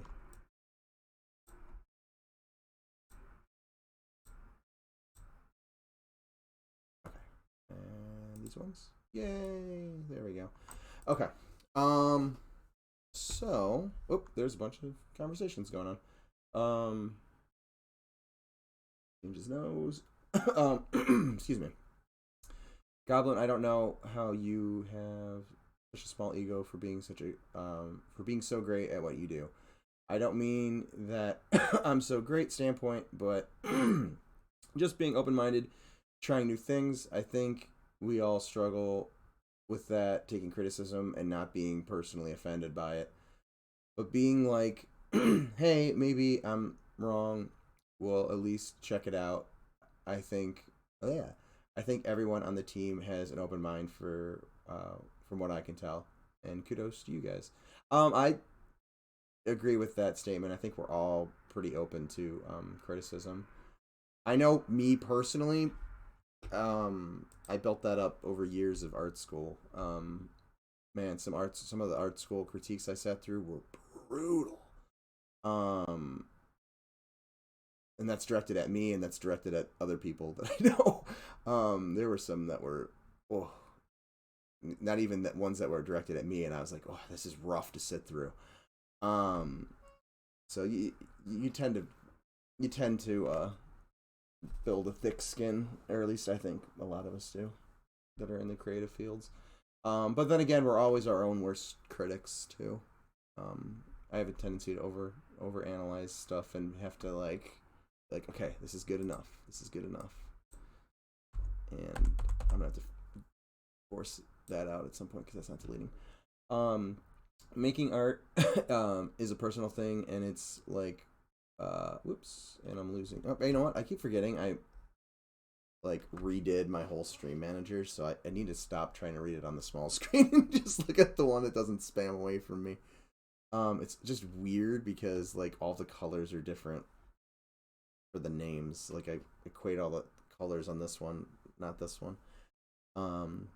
But anyways, making art is personal, and it's like paralyzing to a point of not even attempting it. For some of us, fearing that the outcome will be bad.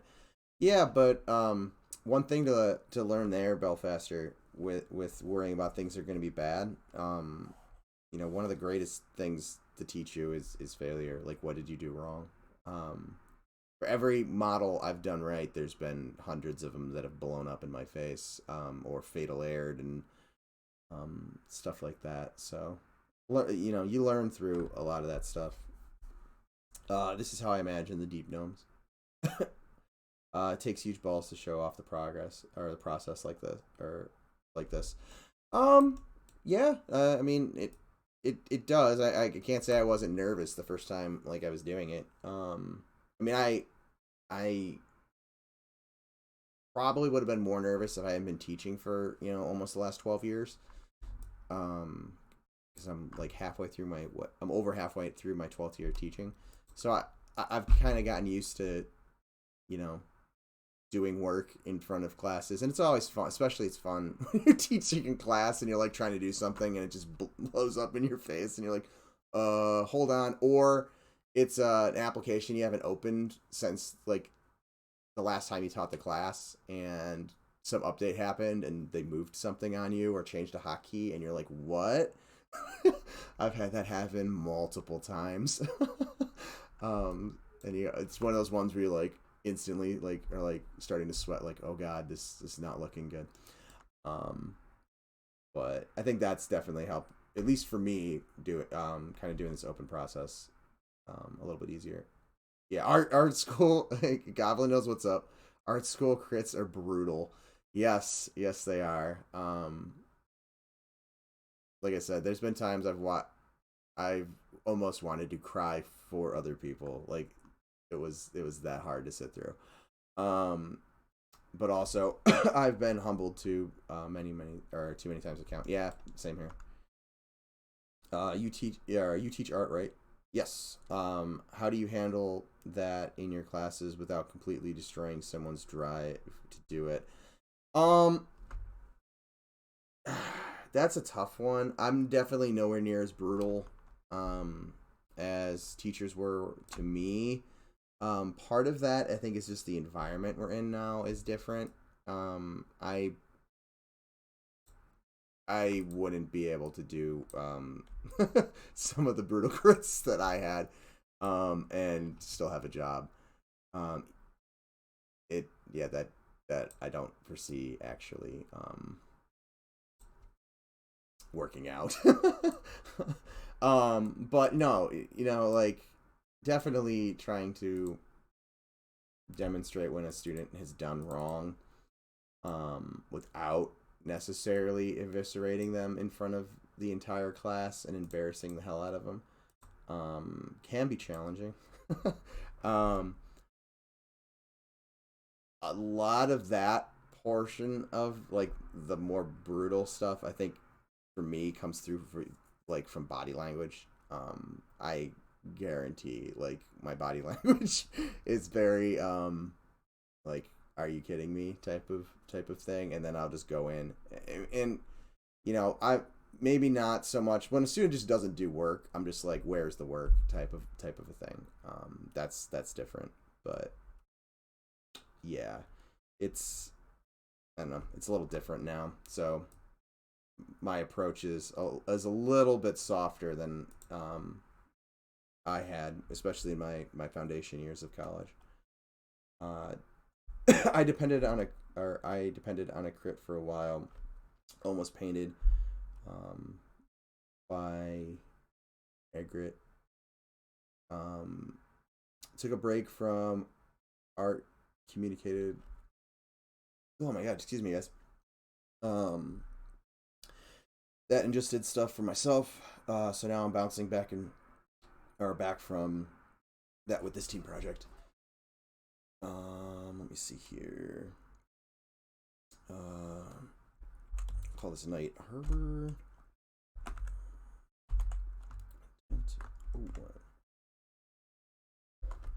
And I probably should actually name this in here. That would be the smart thing to do. Night Harbor. Tenets. 01. Oops. 01. There was another thing I was going to mention. Really distracting from class. Shoot. There was another thing, Belfaster, I was going to say after I was done reading Goblin's last thing about what I was previously saying, and I can't remember what it is now. So it might come to me before the end of the stream, but I'm getting closer to the window that I'm going to call it a night, but I do want to get this in. Now, granted, this is not, this material right here is not remotely painted. I just kind of want to see what this looks like lit in scene. So let's open up Unity. And probably should double check GitHub. I made the mistake of last stream forgetting to pull before stream, so I ended up having to like export all that work out, bring it into the newer version or the pulled version of the scene, because it was too much. I had done too much work for GitHub to merge it for me, so it took a little bit. Well, while this is loading, I will. Whoops. Bring back Maya. But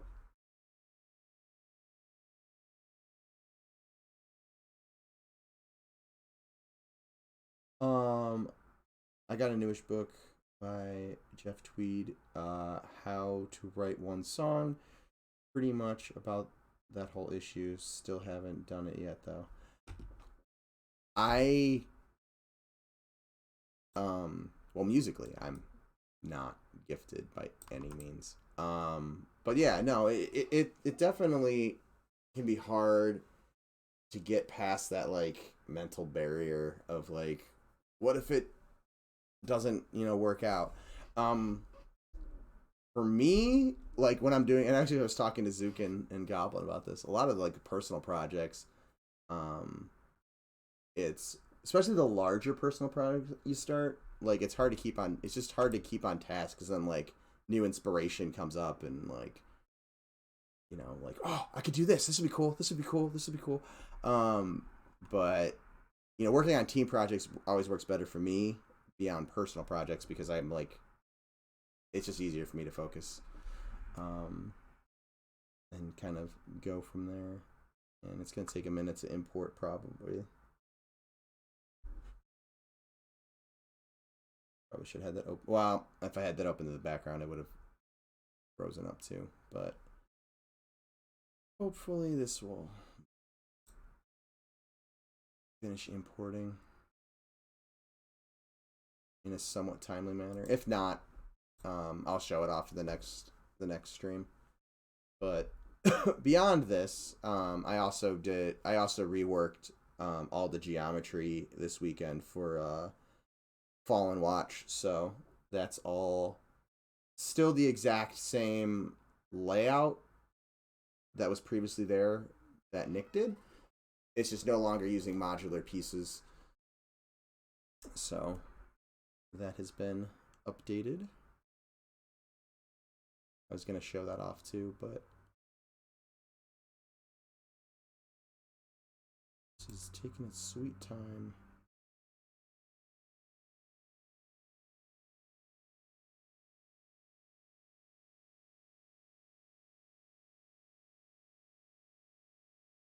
Well, while that's doing that, let me do some of my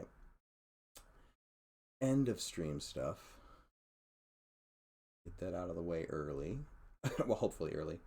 So anybody who's not familiar with our game, we are developing Monsters and Memories. We are currently building our proof of concept. It is a indie MMO that is heavily inspired by the first generation MMOs. So, the classic ones from late 90s, early 2000s. The website link that I just posted is a great place to go just to kind of, check out more about us.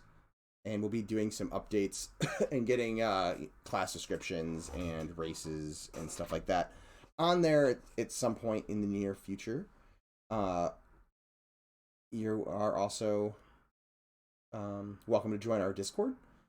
So all of the developers are in there. We have a pretty cool community in there. We talk about game design and our game and other games and stuff like that. So it's a cool place to hang out, talk with us, bounce ideas around, that type of thing. We also have a mailing list that you can use if you don't want to join Discord to kind of keep up to date when we do the updates, like the one I talked about at the beginning of the stream. We'll send those out. We'll also send out surveys to kind of get, the idea of what the community is thinking about. Some of the things that we, want some feedback on. And then these are the other streamers that are in our stream. Or not in our stream. These are the other developers that have channels that stream. So Sean's the Loving Robot. He's got developer stream. We do testing on there sometimes. He also does EQ developer interviews, which he's doing one tomorrow. So check that out. Zukin does our critters and our character stuff. Goblin, who's been talking in chat, does character, not character art. Well, I guess he kind of does, but our concept art. He also does some 3D stuff. Although I don't think he's done anything on his streams, but for the most, he does the concepts. Nick does some design stuff and testing and Q&A type stuff, and then Ali does some programming stuff. Although he's been posting directly to YouTube, and this is which threw me off a second ago because I meant to make a hotkey for this command. I think it says YouTube.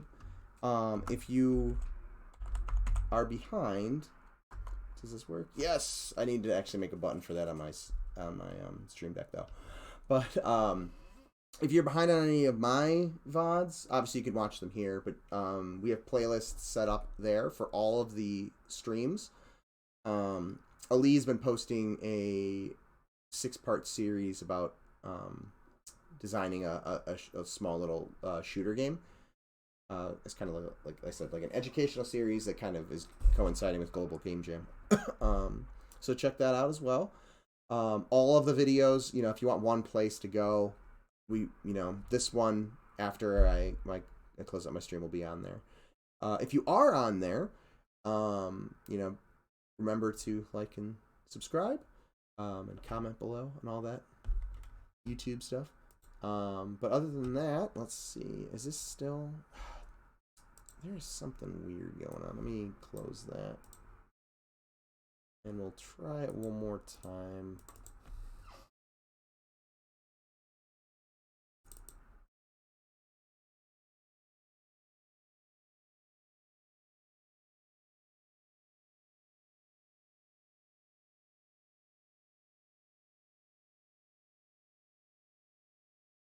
There we go. There's something weird with Unity. It keeps doing that where it gets stuck importing something. And then task closing it seems to work. So let's go into Shaded Dunes.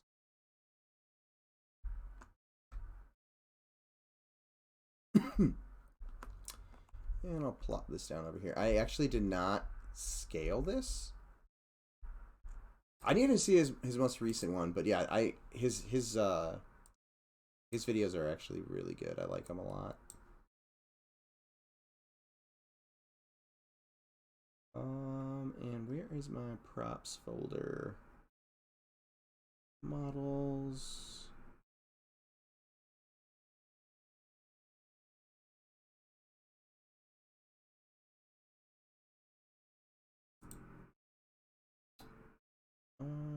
Objects.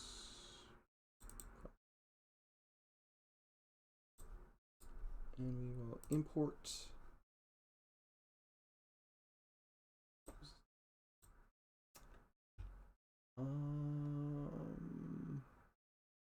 Harbor Tent.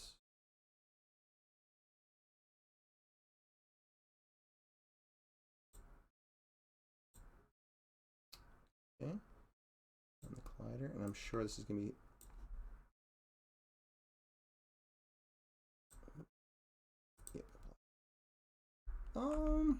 yeah, it's probably smaller than I want it to be, but we'll leave it there for now. So you guys can see the issue right now with the normals facing out. It becomes transparent when you're inside it, and that's generally not how you want a tent to work. So let's bring in the textures.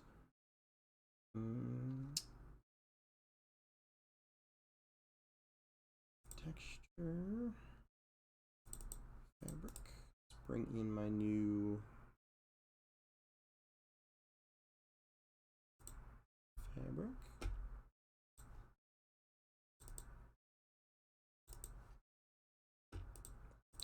And you are not a sprite. Okay, so let's go to my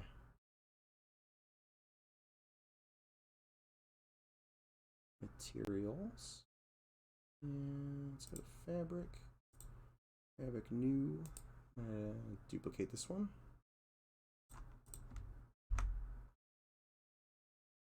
And we will rename it.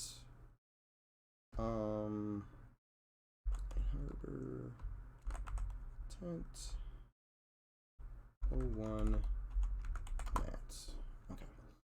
So I'm gonna throw this on there, and obviously this is not the correct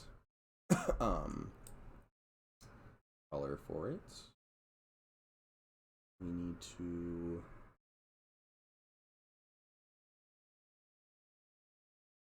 come back to the texture and plop that on there. So it looks pretty good. So now plop that down.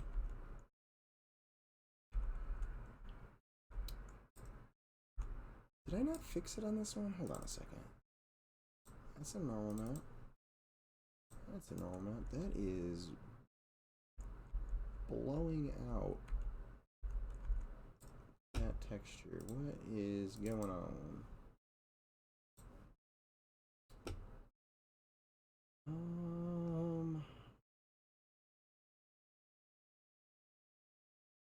So many folders open. Fabric. Tent.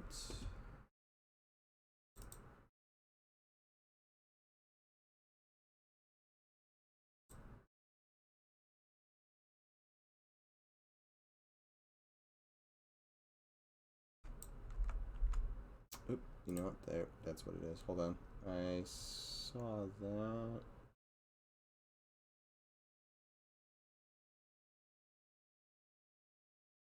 Fabric. This one should be 0.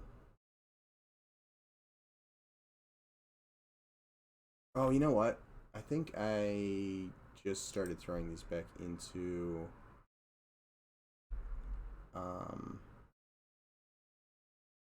another version of this. I wasn't having this issue on the other ones. Where did I put that? World.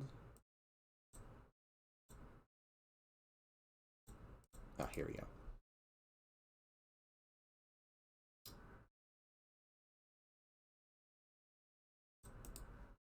Copy this one.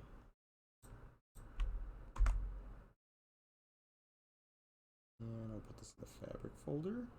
This is the copy, yes. Okay, I'll make sure I'm not taking the original. Okay, so let's delete this one. Plop that on there. And we will throw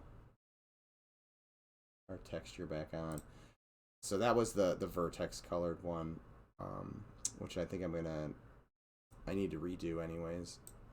So that works, and this is colored. I do not want it to be colored.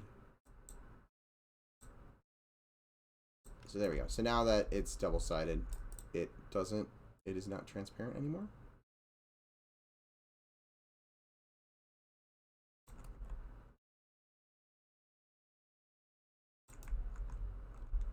And I think this is probably a little large. Or no, a little large, a little small. Let's try scaling it up. I may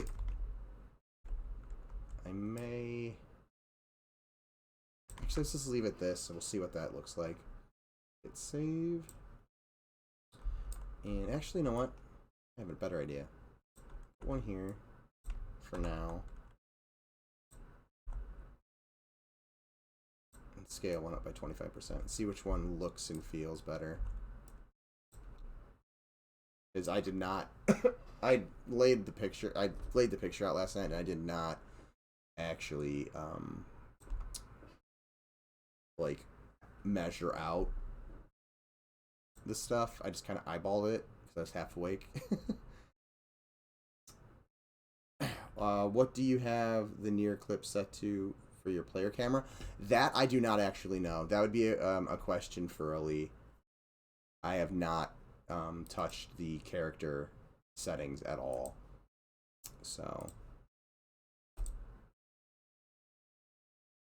not sure. And we plan on fixing, or not fixing, but like adjusting the. Anybody in here that I'm gonna be screwing with? No. Time set 7 a.m. But we plan on retooling the character controller and stuff like that as we. Oops. Probably would help if I don't have GM speed on.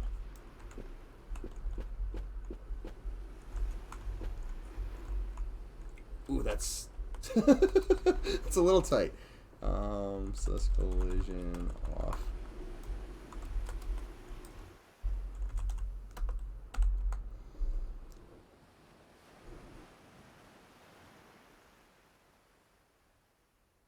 Did I not spell that correctly?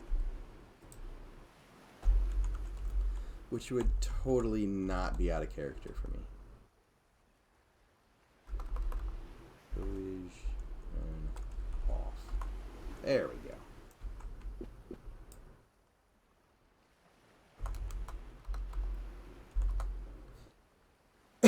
If you set it to 0.1, it should get rid of the clipping issues where you see through walls. Yeah, I'm like I said, I'm sure we are going to be like this, where you can kind of like see through stuff. Well, that actually is a collision issue just based on this geo probably. Oh, and I'm right into that again. Let's play with this. The joys of live development. Because these ones do not have faces on the inside. These are paper thin too. Oh. It's a collider issue. I never noticed that these had it. I'm gonna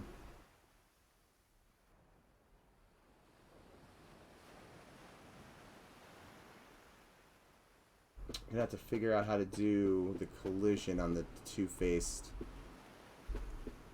Yeah, because they're all doing it. I don't know if that's something that's changed or I just never actually tested that before. And didn't notice it until I was in that tighter tent.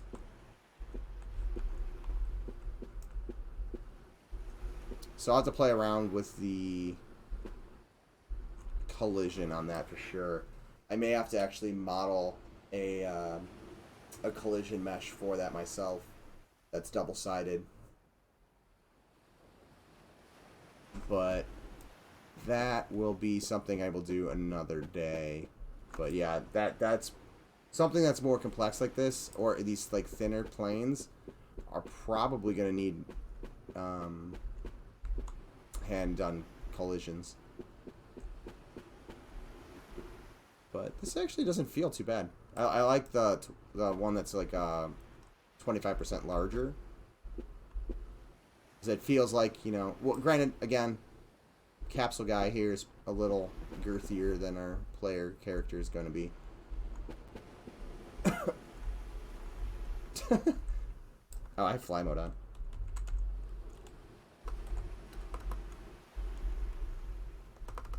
Fly off? Is that right? Yes. Okay. No longer flying. But yeah, that one is super tight.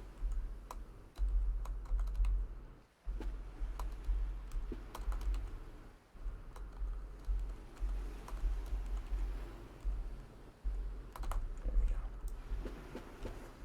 So I think I'll scale that up in Maya, and then I'll probably build a custom collision for the fabric portion of it so people aren't running through the tents like so. Alright, so did that. Let me hop over to Follow and Watch. It's gonna look very similar to what you guys have already seen, but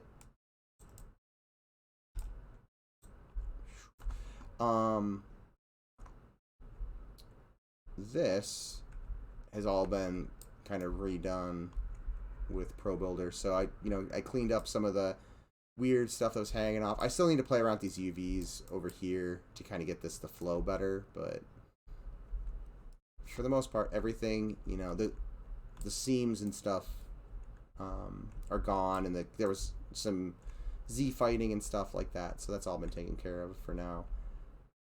Ideally, I need to go through and do like an optimization pass with some of these edge loops and stuff that are kind of just cut across, where I could bring them into triangles and things like that. But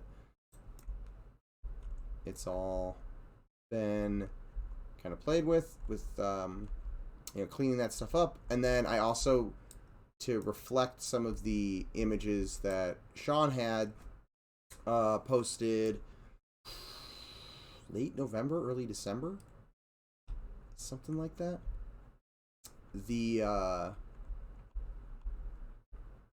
excuse me, the character at different heights judged off the ceiling.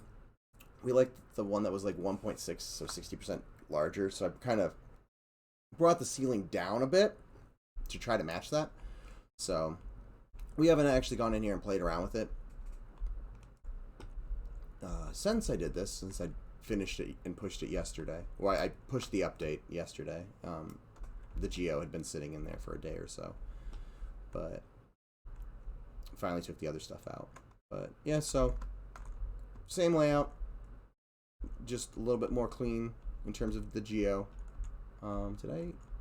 There's something going on here.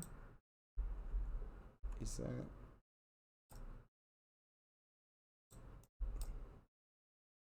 Okay. I apparently did not pull that out of the wall like I thought I did. Let's fix that, so I can push that fix. No more Z fighting there. Oop. And that is in the ceiling. Let's get that out of there. But yeah, all the trap floors and stuff are all there and all functional again, but that's all nice and clean. So, and it's easy. It's a lot easier to make adjustments to it now, the way it is, where I can just grab a face or a couple faces and move these walls, where before you'd have to grab a bunch of edges and move that stuff around. So the adjustments and stuff like that, if we decide to make adjustments, are pretty easy. And the same thing with, like, adding in new sections is as easy as that, where before you'd have to use a bunch of procedural bits or modular pieces to kind of, I know I said procedural, modular pieces to kind of snap them all together. But yeah, so that's what I was doing a lot this weekend, was just kind of roughing this back out, following the current Geo, and then building the new, and then obviously playing with the textures and stuff like that, and then building out the new nav meshes and stuff like that, so they're accurate to this Geo, because it's slightly, in areas it's not going to be perfect. I kept this to a grid, where the other ones weren't quite on a grid. So, but yeah, so that's kind of what I was going to show you guys today. Thanks again for hanging out with me. And let me go back to Shaded Dunes. But yeah, so thanks for hanging out with me. Again, if you guys need the links, I'll just fire them off real quick. So website, Discord, mailing list, stream, and the YouTube channel. Oh, nope, that was the update. Sorry. .YouTube. There we go. So, follow all the other guys on their streams if you haven't already. And then, if you haven't subscribed to the YouTube channel, we definitely appreciate that as well. But beyond that, I don't have anything else unless anybody had any questions before I go. If not, have a good night, guys. And I will see you guys Wednesday at 1 p.m. Eastern Standard Time.